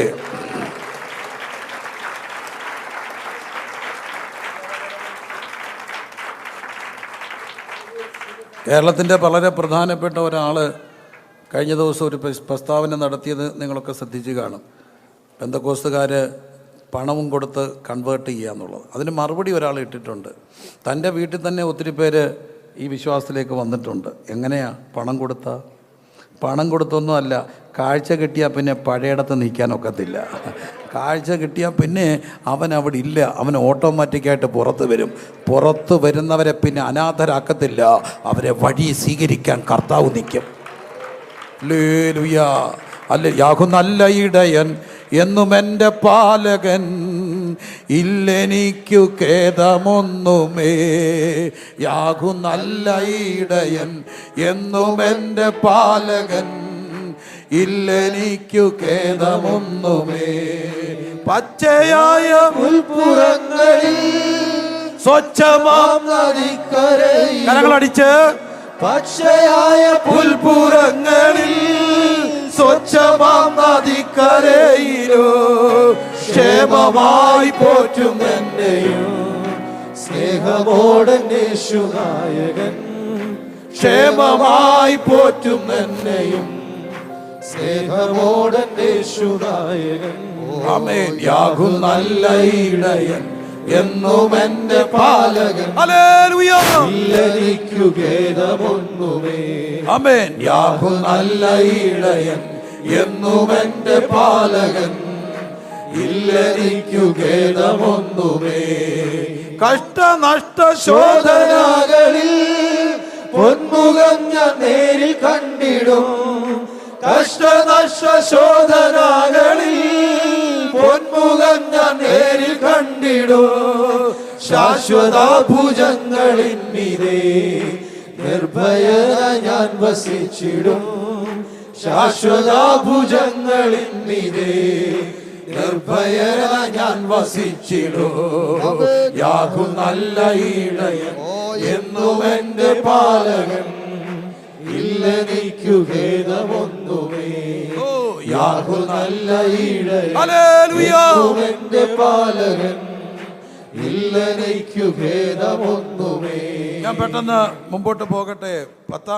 9-ാം അധ്യായത്തിൽ പുതിയ കാഴ്ച കിട്ടിയവർ എവിടുന്ന് പുറത്താക്കപ്പെട്ടു? ദേവാലയത്തിൽ നിന്ന് പുറത്താക്കപ്പെട്ടു. അവർ പഴയതിൽ നിന്ന് നിഷ്കാസിതരായി. അവർക്ക് പിന്നെ പഴയടത്ത് നിൽക്കാൻ ഒക്കുവോ? ഇല്ല, പഴയടത്ത് നിൽക്കാൻ ഒക്കില്ല. അവർ പുതിയ ഇടയൻ്റെ അടുത്ത് വന്നു. പുതിയ ഇടയൻ്റെ ശബ്ദം കേൾക്കാൻ തുടങ്ങി. പുതിയ ഇടയൻ അവർക്ക് മുമ്പായിട്ട് നടന്നു. അവ ആടുകളെ അനുഗമിച്ചു. പക്ഷേ ഈ പുതിയ ഇടയനൊരു പ്രത്യേകതയുണ്ട്. ജീവൻ നൽകിയും ആടുകളെ രക്ഷിക്കുന്നവനാണ്. കവലിടയന്മാർ ഓടിപ്പോകും, എന്നാൽ നല്ല ഇടയൻ ഓടിപ്പോകത്തില്ല. Hallelujah, hallelujah. 10-ാം അധ്യായത്തിലേക്ക് വരുമ്പോൾ നല്ല ഇടയനാണ്. എന്നാൽ 11-ാം അധ്യായത്തിലേക്ക് വരുമ്പോൾ അവിടെ വളരെ പ്രധാനപ്പെട്ട ഒരു കാര്യം നാം കാണുകയാണ്. 11-ാം അധ്യായത്തിലേക്ക് വരുമ്പോൾ മറിയയുടെയും അവളുടെ സഹോദരി മാർത്തയുടെയും കാര്യം നാം കാണുകയാണ്. അവൻ്റെ സഹോദരൻ ദീനമായി കിടക്കുകയാണ്. ആ സഹോദരിമാർ അവൻ്റെ അടുക്കൽ ആളയച്ചു. കർത്താവേ, നിനക്ക് പ്രിയനായവൻ. യേശു അത് കേട്ടിട്ട്, ഈ ദീനം മരണത്തിനായിട്ടല്ല, ദൈവത്തിൻ്റെ നാമത്തിൻ്റെ മഹത്വത്തിനായിട്ടാണ്. ഇവിടെ ഒരു കുടുംബത്തെ കാണുകയാണ്. മാർത്തയും മറിയയും ലാസറും 3 കുടുംബമാണ്. 3 പിള്ളേരാണ്. എന്താ ഇവിടെ അപ്പനും അമ്മയും? അവിടെ പേരെന്നെ എഴുതാഞ്ഞ്? ഒരു പക്ഷേ അപ്പനും അമ്മയും നഷ്ടപ്പെട്ട ഒരു വീടായിരിക്കും. അപ്പനും അമ്മയും നഷ്ടപ്പെട്ട ഈ വീട്ടിൽ 3 പിള്ളേരിങ്ങനെ ഒന്നിച്ചു പോവുകയാണ്. ചെറിയൊരു കാര്യമല്ല കേട്ടോ. അപ്പനും അമ്മയൊക്കെ നഷ്ടപ്പെട്ടു പോയവർക്ക് 3 മക്കൾ. പിന്നെ അവരും 3 മാത്രമേ ഉള്ളൂ ഈ ലോകത്ത്. അവിടെ ലോകത്ത് അവർ മാത്രമേ ഉള്ളൂ, ഈ 3 പേരാണ്. അവരുടെ ഏക ആശ്രയം ഒരാണാണ്. അവനങ്ങ് മരിച്ചുപോയി. പിന്നെ ഈ 2 പെങ്ങന്മാർ മാത്രം. പക്ഷേ ഞാൻ എൻ്റെ ആയുസ്സിൽ ഒത്തിരി അടുത്ത് കണ്ടിട്ടുണ്ട്, കുടിയരായ ആണുങ്ങളെ കൊണ്ട് ഭാര്യ ഇട്ടേച്ച് പോയി എൻ്റെ അടുക്കൽ എങ്ങനെ രക്ഷിക്കണമെന്ന് കൊണ്ടുവരുന്ന പെങ്ങന്മാരെ. എന്നും ആങ്ങളമാർക്ക് വേണ്ടി കരയുന്ന പെങ്ങന്മാരുണ്ട്. അവരുടെ ലോകത്ത് വേറെ ആരുമില്ല. ഈ 2 പെങ്ങന്മാരും ഒരു കൂടപ്പുറപ്പും ആങ്ങള മരിച്ചുപോയി. കർത്താവ് അവരെ തേടി വരികയാണ്. ആരുമില്ലാതാകുമ്പോൾ അനാഥരോട് കാരുണ്യം കാണിക്കുന്ന ദൈവമുണ്ട്. ദൈവത്തിന് അനാഥരോട് ഭയങ്കര ഇഷ്ടമാണ്. ഞാൻ വേഗത്തിൽ പോകട്ടെ. അനാഥത്തിൻ്റെ നൊമ്പരം അവിടെ പേറുന്നവരാ കുടുംബം. അവിടേക്ക് കർത്താവ് വരുന്നു. എന്നിട്ട് കർത്താവ് ലാസറിൻ്റെ കല്ലറയ്ക്കിലേക്ക് ചെന്നിട്ട് ലാസറിനെ ഉയർപ്പിക്കുക. അവിടെ കർത്താവ് പറയുന്നൊരു വാക്കുണ്ട്, ഞാൻ തന്നെ പുനരുത്ഥാനവും ജീവനുമാകും. എന്നിൽ വിശ്വസിക്കുന്നവൻ മരിച്ചാലും ജീവിക്കും. ജീവിച്ചിരുന്ന് എന്നിൽ വിശ്വസിക്കുന്നവൻ എന്ത് ചെയ്യുകയില്ല, ഒരു നാളും മരിക്കുകയില്ല. യോഹന്നാൻ്റെ സുവിശേഷത്തിൻ്റെ ഏറ്റവും പ്രധാനപ്പെട്ട ഒരു കാര്യമാണ് കർത്താവ് അവനെ ഉയർപ്പിക്കുകയാണ്. മരിച്ചവൻ പുറത്തു വന്നു. ഇങ്ങനെ പറഞ്ഞിട്ട് അവൻ ലാസറെ 43-ാം വാക്യം പുറത്തു വരിക എന്ന് പറഞ്ഞു. അവന് മരിച്ചവൻ എന്തു ചെയ്തു, പുറത്തു വന്നു. മരിച്ചവൻ പുറത്തു വന്നു. അവിടെ നമ്മൾ കാണുന്നുണ്ട് അതിൻ്റെ 25-ാം വാക്യം, മാർത്ത അവനോട് ഒടുക്കത്തെ നാളിൽ പുനരുത്ഥാനത്തിൽ അവൻ ഉയർത്തെഴുന്നേൽക്കുമെന്ന് ഞാൻ അറിയുന്നു എന്ന് പറഞ്ഞു. യേശു അവളോട്, ഞാൻ തന്നെ പുനരുത്ഥാനവും എന്നിൽ വിശ്വസിക്കുന്നവൻ മരിച്ചാലും ജീവിച്ചിരുന്ന് എന്നിൽ വിശ്വസിക്കുന്നവൻ ഒരു നാളും എന്തു ചെയ്യുകയില്ല, മരിക്കുകയില്ല. ഇവിടെ ആ കൂടപ്പുറപ്പിനെ ദൈവം ഉയർപ്പിക്കുകയാണ്. പക്ഷെ ഒരു കാര്യമുണ്ട്, ഈ സമൂഹം ഒരു ജീവിച്ചിരിക്കുമ്പം തന്നെ പുനരുത്ഥാനത്തിൻ്റെ ശക്തി അറിഞ്ഞ ഒരു സമൂഹമാണ്. എന്നിൽ വിശ്വസിക്കുന്നവൻ മരിച്ചാലും ജീവിക്കും. ജീവിച്ചിരുന്ന് എന്നിൽ വിശ്വസിക്കുന്നവൻ ഒരു നാളും എന്തു ചെയ്യുകയില്ല, മരിക്കുകയില്ല. ഹല്ലേലൂയ. പുനരുത്ഥാനത്തിൻ്റെ പ്രതീക്ഷ അവിടെ കൊടുക്കുകയാണ്. നമ്മുടെ പ്രത്യാശ ഈ ലോകത്തെ മാത്രമല്ല. അതുകൊണ്ടാണ് യോഹന്നാൻ 14 കർത്താവ് പറയുന്നു, തൻ്റെ മരണത്തെ മുന്നിൽ കണ്ടുകൊണ്ട് യേശു പറയുന്ന ഒരു വാക്കുണ്ട്, നിങ്ങളുടെ ഹൃദയം കലങ്ങിപ്പോകരുത്, എന്നിൽ വിശ്വസിപ്പീൻ, എൻ്റെ പിതാവിൻ്റെ ഭവനത്തിൽ അനേക വാസസ്ഥലങ്ങളുണ്ട്. എല്ലാവരും പറഞ്ഞേ, പിതാവിൻ്റെ ഭവനത്തിൽ ഇല്ലെങ്കിൽ ഞാൻ നിങ്ങളോട് പറയുമായിരുന്നു, അല്ലേ? ഞാൻ വന്ന് നിങ്ങൾ എൻ്റെ അടുക്കൽ ഇരിക്കേണ്ടതിന് പിന്നെയും വന്ന് നിങ്ങളെ എൻ്റെ അടുക്കൽ ചേർത്തുകൊള്ളും. അപ്പോൾ തോമസ് ചോദിക്കുന്നൊരു ചോദ്യമുണ്ട്, കർത്താവേ അതെവിടെയാ, എങ്ങനെ അങ്ങനെ വരിക? അപ്പം ക്രിസ്തു പറഞ്ഞു, ഞാൻ തന്നെയാണ് വഴിയും സത്യവും ജീവൻ. അപ്പം ഈ പുതിയ നിയമ സമൂഹത്തിൻ്റെ പ്രത്യേകത, അവർ പുനരുത്ഥാന സമൂഹമാണ്. എന്നിൽ വിശ്വസിക്കുന്നവൻ മരിച്ചാലും ജീവിക്കും. ജീവിച്ചിരുന്ന് എന്നിൽ വിശ്വസിക്കുന്നവൻ ഒരു നാളും എന്തു ചെയ്യുകയില്ല, മരിക്കുകയില്ല. ചേർന്ന് ദൈവത്തിന് സ്തോത്രം ചെയ്തേ. അപ്പോൾ നമ്മുടെ പ്രത്യാശ ഈ ആയുസ്സിൽ മാത്രമാണോ? അല്ല. പുനരുത്ഥാനത്തിൻ്റെ കവാടം അവിടെ തുറക്കപ്പെടുകയാണ്. പുനരുത്ഥാന പ്രതീക്ഷ ഉണ്ടാകുകയാണ്, പ്രത്യാശ ഉണ്ടാകുകയാണ്. നമ്മൾ ഈ ആയുസ്സിൽ മാത്രമല്ല ക്രിസ്തുവിൽ പ്രത്യാശ വെച്ചിരിക്കുക. എൻ്റെ പിതാവിൻ്റെ ഭവനത്തിൽ അനേക വാസസ്ഥലങ്ങൾ ഇല്ലെങ്കിൽ ഞാൻ നിങ്ങളോട് യോഹന്നാൻ 14 കൂട്ടി വായിക്കാം. ഇല്ലെങ്കിൽ ഞാൻ നിങ്ങളോട് പറയുവാൻ, ഞാൻ ഇരിക്കുന്നിടത്ത് നിങ്ങൾ ഇരിക്കേണ്ടതിന് പിന്നെയും നിങ്ങളെ വന്ന് എൻ്റെ അടുക്കൽ എന്ത് ചെയ്തുകൊള്ളും, ചേർത്തുകൊള്ളും. അപ്പം നമ്മൾ ഇവിടെ ജീവിക്കുമ്പം തന്നെ വരാനുള്ള ലോകത്തിലേക്ക് നിക്ഷേപിക്കുന്നവരാണ്. അതുകൊണ്ടാണ് മരണത്തെ ഭയക്കാത്തത്. മരണം മനുഷ്യനെ വല്ലാതെ പേടിപ്പിക്കുന്ന ഒരു കാര്യമാണ്. ഞാൻ സാധാരണ പറയുന്ന ഒരു കാര്യമുണ്ട്, ഞാൻ ഒത്തിരി മരണങ്ങൾ അടുത്ത് നിന്ന് കണ്ടിട്ടുണ്ട്. വളരെ ചെറുപ്പത്തിൽ, ശ്രദ്ധിക്കണേ മക്കളെ, ഒരമ്മച്ചി മരിക്കുക, ഞാൻ എൻ്റെ അമ്മയോടൊപ്പം കുഞ്ഞാണ് അവിടെ പോയത്. അപ്പോൾ അമ്മയായി മരിക്കുന്നവരെ കുളിപ്പിക്കുകയൊക്കെ ചെയ്യും. അതുകൊണ്ട് ഞാനും കൂട്ടത്തിൽ പോയി ഇങ്ങനെ നിൽക്കുക. അപ്പോൾ ഈ അമ്മച്ചി മരിക്കുന്നില്ല, ഇവർ മരിക്കുന്നില്ല, എല്ലാവരും വന്നിട്ട് ഇവർ മരിച്ചിട്ട് വേണ്ട പോകാൻ, ചാകാതെ കുഴിച്ചിടാനൊക്കെ ഇവരെന്ത് ചെയ്താൽ ചാകുന്നില്ല. അപ്പം ഞാൻ എൻ്റെ കണ്ണിന് കാഴ്ച കണ്ടു. എൻ്റെ പൊന്നു മക്കളെ, സത്യമായിട്ടും ഇവരുടെ കയ്യിൽ കുറച്ച് പൈസ എടുത്ത് കൊടുത്തു. ഇവർ പൈസ ചുരുട്ടി പിടിച്ചു, ഇവരങ്ങ് ചത്തുപോയി. പൈസ ചുരുട്ടി പിടിച്ച് ചത്തു. അപ്പം ഞാൻ അമ്മയോട് ചോദിച്ചു, ഇതെന്തിനാ കൊടുത്തെന്ന് ചോദിച്ചാൽ പറഞ്ഞു, ഇവർക്ക് ഈ പൈസ വലിയ ആർത്തിയായിരുന്നു. അപ്പോൾ അവരുടെ പിടി എവിടെ ആയിരുന്നു? പൈസയില്ല. അവരവസാനം എന്തോ പിടിച്ച് ചത്തു, പൈസ പിടിച്ചു. മണ്ണ് മേടിച്ച് കൂട്ടി എൻ്റെ ഒരു കാർന്നവരുണ്ട്, മണ്ണ് ഇഷ്ടം പോലെ മേടിച്ച് കൂട്ടി, ഒന്നും കളഞ്ഞിട്ട് അവസാനത്തെ മരണവലിയ എന്ത് ചെയ്ത പുള്ളിക്ക് വലി കൂടി പെട്ടെന്ന് വലിക്കുമെന്ന് പേടിച്ചപ്പം മോനെ വിളിച്ച് പറഞ്ഞു, ഇനിയും വലിക്കുകയാണെങ്കിൽ ഇന്ന തോട്ടത്തിലെ ഇച്ചിരി മണ്ണ് കൊണ്ടുവന്ന് എൻ്റെ അണ്ണാക്കി ഇട്ടേക്കാൻ പറഞ്ഞു. ഞാൻ പൊക്കോളൂ എന്ന് പറഞ്ഞു. ഏതായാലും അതിന് വന്നില്ല, അതിന് മുമ്പ് പോയി. അപ്പം തന്നെ പറഞ്ഞു കൊടുത്തു, മണ്ണ് ഇട്ടേക്കണം, ഞാൻ ചത്തോളും. കാരണം അച്ഛനറിയാം പിടി എവിടാ, മണ്ണേല. മണ്ണേ പിടിയുള്ളവൻ മണ്ണ് കൊടുത്തപ്പോൾ പൈസ പിടിയുള്ളവൻ പൈസ പിടിച്ചു പോയി. വേറൊരു അച്ചായൻ കുടിച്ച് എന്നും വൈകിട്ട് അടിക്കും. ഇതുപോലെ കിടന്നപ്പം പിള്ളേർ ഇച്ചിരി ഒഴിച്ചു കൊടുത്തു, അച്ചായൻ പോയി. പുള്ളിയുടെ പിടി എത്തലായിരുന്നു, വൈകിട്ട് ഇച്ചിരി കിട്ടാനായിരുന്നു. ഇച്ചിരി കിട്ടിയപ്പം പോയി. ഞാനിങ്ങനെ പലത് കണ്ടു, കിട്ടുന്നവരെ കൊടുക്കുന്നവരെയൊക്കെ കണ്ടു. എൻ്റെ കൂടെ നടന്ന ഒരു മനുഷ്യൻ പിന്മാറ്റത്തിൽ പോയി. നല്ല മനുഷ്യനായിരുന്നു, പിന്മാറ്റത്തിൽ പോയി. ഒടുവിൽ അങ്ങനെ മരിക്കുന്നതിൻ്റെ അന്ന് രാവിലെ ഒരു സംഭവം ഉണ്ടായി. രാവിലെ കട്ടിക്കീഴെ കയറി പുള്ളി ഇറങ്ങി വരത്തില്ല. അച്ഛാ ബാച്ച പുള്ളി പറയുന്നത് കറുത്ത കയറുമായിട്ട് ആൾക്കാർ നിൽക്കുക, കെട്ടിക്കൊണ്ട് പോകാനാ എല്ലാവരും വരിക, എന്നെ കെട്ടും കൊണ്ടുപോകരുതെന്ന് പറയുക. കൈയും കൂപ്പി പറയുന്നു കൊണ്ടുപോകരുത്. അച്ഛാ ബാച്ച കെട്ടിക്കൊണ്ട് പോകും, അച്ഛാ ബാച്ച കെട്ടിക്കൊണ്ട് പോകും. ഒടുവിൽ പുള്ളി ഇറങ്ങി നടന്നു പോയി. എല്ലാവരും പറഞ്ഞ് കുടിക്കാൻ പോവുക. ആ പോക്ക് ഒടുക്കത്തെ പോക്കായിരുന്നു. എവിടെയോ വണ്ടി ഇടിച്ച് അവസാനം മെഡിക്കൽ കോളേജ് ചെന്നു. അറിഞ്ഞു കേട്ട് ബോഡി തിരിച്ചറിഞ്ഞു, അടക്കി. എന്നെ വല്ലാതെ അത് നൊമ്പരപ്പെടുത്തി. അവസാനത്തെ കരച്ചിൽ കെട്ടിക്കൊണ്ട് പോകാൻ വന്നിട്ടുണ്ട്.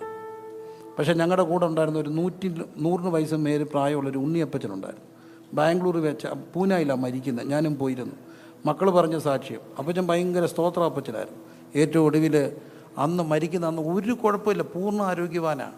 ആ അപ്പച്ചനെ കുറച്ചാൾക്ക് മുമ്പ് ഞാനും എൻ്റെ അപ്പായും കൂടെ കാണാൻ പോയപ്പോൾ അപ്പച്ചൻ വീട്ടിലില്ല. കുറച്ച് കഴിഞ്ഞപ്പം കയറി വരുന്നു. എവിടെ പോയാൽ ചോദിച്ചാൽ പറഞ്ഞു വോളിബോൾ കളിക്കാൻ പോയാണ്. അപ്പോൾ അപ്പച്ചന് കുഴപ്പമുണ്ടോ? ഇല്ല. ആ അപ്പച്ചൻ ഒരു കുഴപ്പമില്ല. രാവിലെ എഴുന്നേറ്റ് പിള്ളേരെല്ലാം പോയപ്പോൾ അപ്പച്ചൻ എഴുന്നേറ്റ് എണ്ണ നല്ലപോലെ തേച്ച് ചൂടുവെള്ളത്തിൽ നല്ലപോലെ തേച്ച് കുളിച്ചു.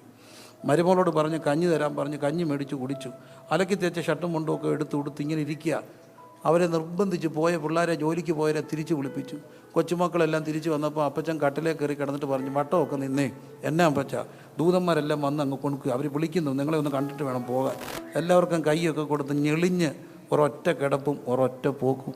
ഇങ്ങനെ പോയത് എന്തുകൊണ്ടെന്നറിയാം? പിടി എവിടാ? സ്വർഗത്തിലാണ്. നമ്മൾ ഈ പ്രൈവറ്റ് ബസ്സേ കയറിയിട്ടുണ്ടോ? കൈവക്കിക്ക്. പ്രൈവറ്റ് ബസ്സേ നിന്ന് പോയിട്ടുണ്ടോ? നിന്ന് പോകുമ്പോൾ ഈ നീളം കുറഞ്ഞ അമ്മമാരുണ്ട്.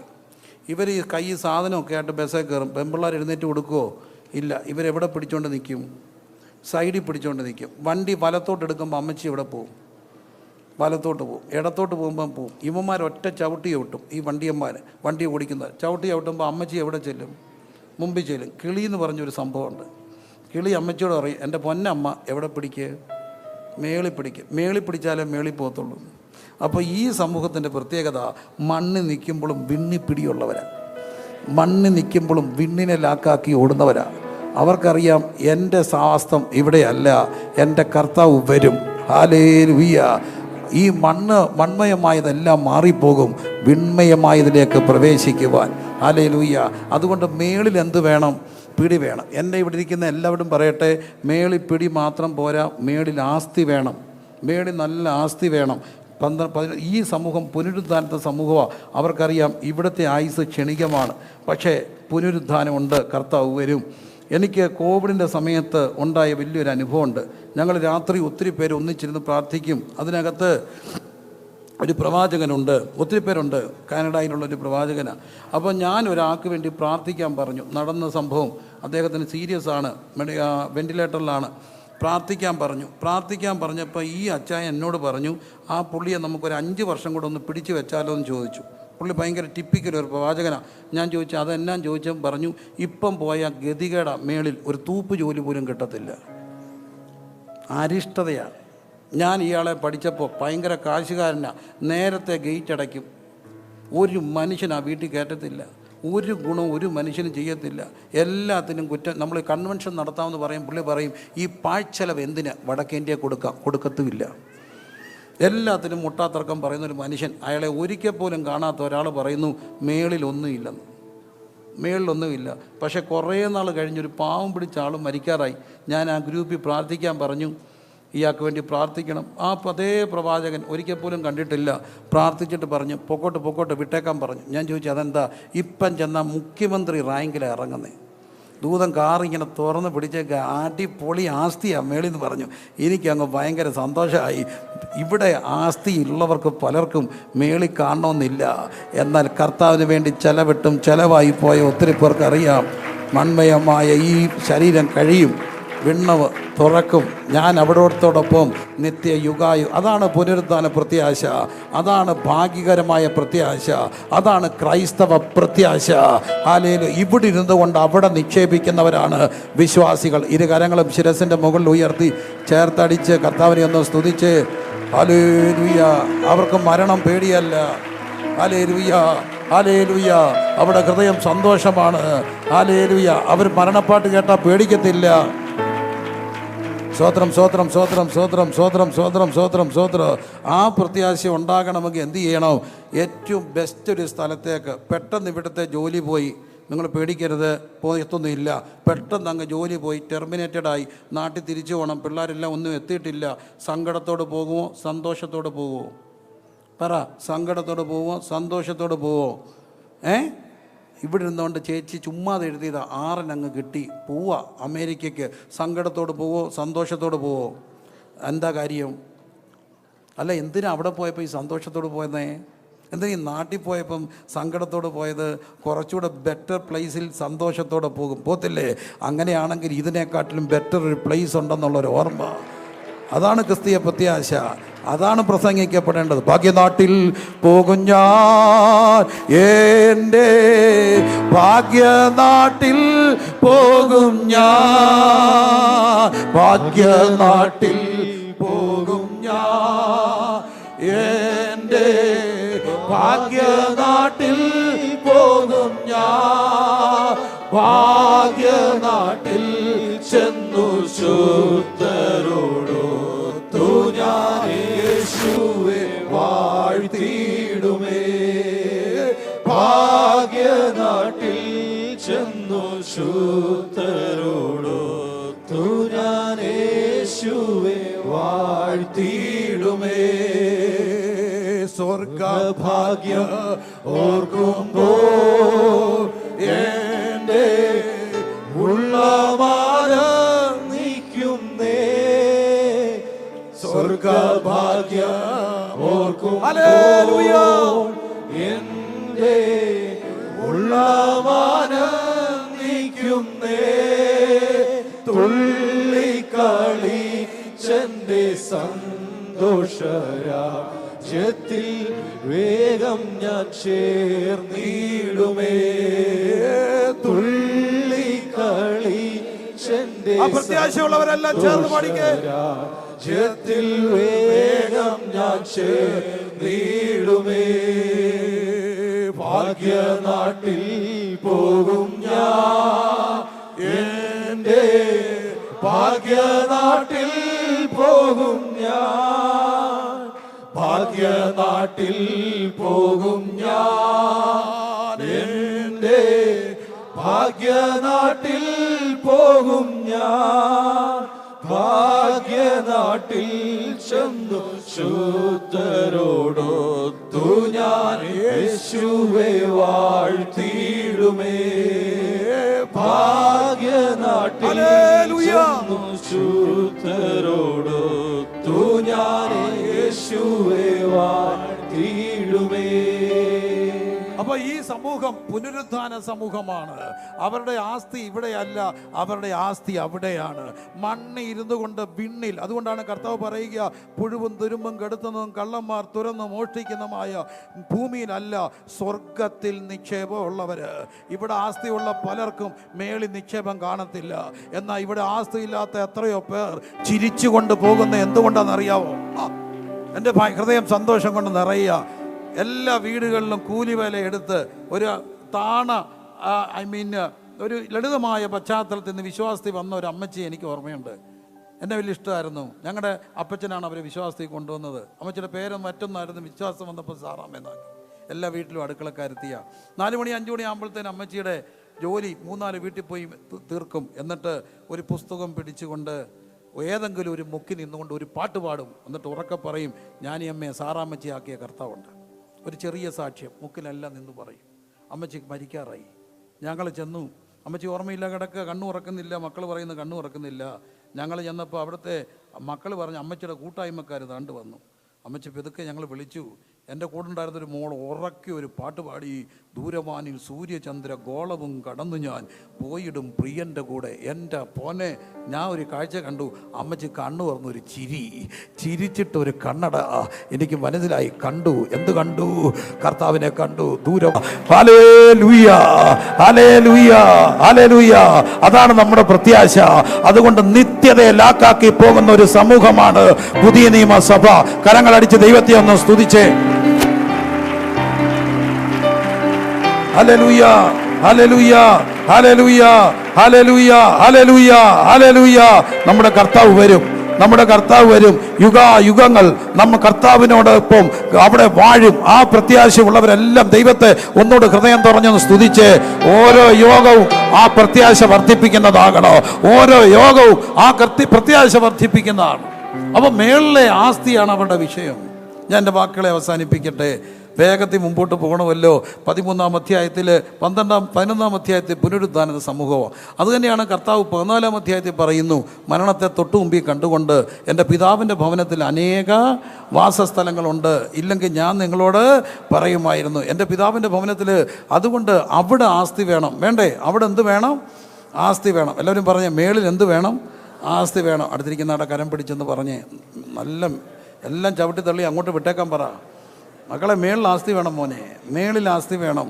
മേളിൽ ആസ്തി വേണമെങ്കിൽ എന്തോ വേണമെന്നറിയാമോ? ഇവിടെ ചുരുങ്ങണം, അവിടെ ജീവിക്കണം. ഇവിടെ ചുരുങ്ങി അവിടെ ജീവിക്കണം.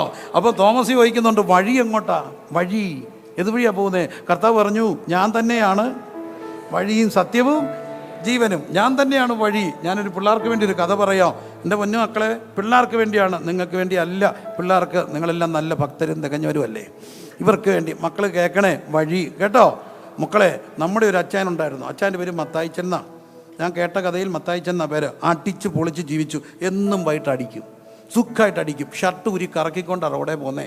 പുള്ളി പോകുമ്പം പാടുന്നൊരു പാട്ടുണ്ട്, ഇപ്പം പാടണ്ട, കായലരികത്ത് വല എറിഞ്ഞപ്പം. കേട്ടിട്ടില്ലല്ലേ? കേൾക്കണ്ട, നല്ല കാര്യം. അതൊക്കെ കറക്കി പാടിപ്പോയി അടിച്ച് പൊളിച്ച് മത്തായിച്ചൻ അങ്ങ് ചത്തുപോയി. മത്തായിച്ചൻ ചത്തിട്ട് മേളിച്ചെന്നു. അന്ന് തന്നെ ലാത്തൂരിലൊരു ഭൂകമ്പം ഉണ്ടായി, വേറൊരിടത്തൊരു ഭൂകമ്പം ഉണ്ടായി, ഇന്തോനേഷ്യ സുനാമി ഉണ്ടായി, എല്ലാം ഉണ്ടായി. ഒരു ദിവസമായി പോയി അന്ന് ആ കഥയിൽ. ഒത്തിരി പേര് ഒന്നും ചെയ്യാത്ത എല്ലാവരും കൂടെ മേളിച്ചെന്നു. അപ്പം പത്രോസ് ഇങ്ങനെ ഇരുന്ന് എല്ലാവരെയും കയറ്റി വിട്ടപ്പം അബദ്ധത്തിൽ ഈ മത്തായിയുടെ പേര് ഉള്ള വേറൊരു സ്വർഗത്തിൽ പോകേണ്ട മത്തായി ഉണ്ടായിരുന്നു. ഇയാളെ മേളിൽ കയറ്റി വിട്ടു. കഥയാണ്, കാര്യമല്ല. മത്തായി കയറ്റി വിട്ടു. മത്തായിച്ചൻ സ്വർഗത്തിൽ ചെന്നപ്പോൾ ആകെ ബോറടിച്ചു. എൻ്റെ പൊന്നു പെങ്ങളെ, ആകെ ബോറടിച്ചു. കാരണം എന്നാണെന്നറിയാമോ? അബ്രഹാം പിതാവ് അവിടെ ഇരിക്കുന്നു, ഇസാക്ക് പിതാവ് ഇരിക്കുന്നു, എല്ലാവരും കൂടെ പാടിക്കൊണ്ടിരിക്കുക ഹല്ലേലൂയ. പിന്നെ അവർ കുറച്ചു നേരം കഴിയുമ്പോൾ ഹാ ഹാ ഹാ ഹല്ലേലൂയ. പിന്നെ ഇച്ചിരി കഴിയുമ്പോൾ ഹല്ലേലൂയ. പിന്നെ പരിശുദ്ധൻ ഹോളി ഹോളി ഹോളി. പുള്ളിക്ക് ആകെ ബോറടിച്ചു, ആകെ ബോറടിച്ചടാ. ഇച്ചിരി കഴിഞ്ഞപ്പം പുള്ളി നോക്കിയപ്പോൾ ഒരു ചെറിയ കണ്ണാടിക്ക് അപ്പുറത്ത് DJ പാർട്ടി നടക്കുക. അടിപൊളി DJ ഡാൻസ്. എന്നോ DJ ഡാൻസ് എന്ന് പറഞ്ഞാൽ അടിച്ച് തകർക്കുകയാണ്. നല്ല സുന്ദരി പെൺപിള്ളേർ നല്ല താളികത്തിൽ നല്ല സ്കോച്ച് സാധനം ഇങ്ങനെ നൊരയ്ക്കുകയാണ്. വിലയുള്ള സാധനം, അല്ലാതെ നാട്ടിലെ വാറ്റുന്നതല്ല, ഉഗ്രൻ സാധനം. വിലയുള്ള സാധനം ഇങ്ങനെ നൊരച്ച് പൊന്തുക. പുള്ളി പത്രോസോട് ചോദിച്ചു, അതെന്താന്ന് ചോദിച്ചു. നരകം എന്ന് പറഞ്ഞു. അതാണ് നരകം. എൻ്റെ പൊന്ന് പത്രോസ് അപ്പോസ്തലൻ, അബദ്ധം പറ്റി ഇവിടെ വന്ന ബോറ. എനിക്ക് പറ്റിയത് അതാ, എന്നെ അങ്ങോട്ട് വിട്ടേക്കാം. പത്രോസ് ഓർത്ത് വലിയ കാര്യം ഇല്ല, വഴിതെറ്റി കയറി വന്നതല്ലേ. പുള്ളി അവിടെ വിട്ടു. പുള്ളി ക്ലാസ് അങ്ങോട്ട് എടുത്ത് DJ പാട്ട് പാടി നല്ല ഡാൻസ് ചെയ്ത് അങ്ങോട്ട് നടന്നു. ഇച്ചിരി കഴിഞ്ഞപ്പോൾ ഉണ്ടല്ലോ, വഴി അങ്ങ് തെന്നിപ്പോയി. തെന്ന് വീണത് തീക്കകത്തോട്ടാ. തീക്കകത്ത് വീണപ്പം പുള്ളി അവിടെ നിന്ന് ദൂതനോട് ചോദിച്ചു, ഇതെവിടെ ഈ സ്ഥലം? ഇതാണ് നരകം. അപ്പോൾ ആ കണ്ടതോ നരകത്തിൻ്റെ റിസപ്ഷനാണ്. നരകത്തിൻ്റെ റിസപ്ഷനാണ് മക്കളെ. ഇതാണ് ലോകം, നരകമാണ്, അടിച്ച് പൊളിക്കാം. പക്ഷേ മറ്റേ വഴിയുണ്ടല്ലോ. ഏത് വഴി? ആ വഴി ഇടുക്കമാണ്. അവിടെ നിനക്ക് ഇഷ്ടമുള്ളതുപോലെ നടക്കാൻ ഒക്കത്തില്ല. ഒക്കുവോ? ഒക്കത്തില്ല. നിനക്ക് ഇഷ്ടമുള്ളതുപോലെ കുടിക്കാൻ ഒക്കുവോ? ഒക്കത്തില്ല. ഇഷ്ടമുള്ളത് കാണാൻ ഒക്കുവോ? ഒക്കത്തില്ല. ഇടുക്കോ ഞെരുക്കോ. പക്ഷേ ഇടുക്കോ ഞെരുക്കോ ഉള്ള വഴിയെ ചെല്ലുന്ന സ്ഥലമുണ്ടല്ലോ, വിശാലപ്പെട്ട ഒരു സ്ഥലമാണ്. ഇടുക്കമുള്ള പാതയിൽ കൂടെ പോയി വിശാലമായ ദൈവത്തിൻ്റെ സന്നിധി എത്തും.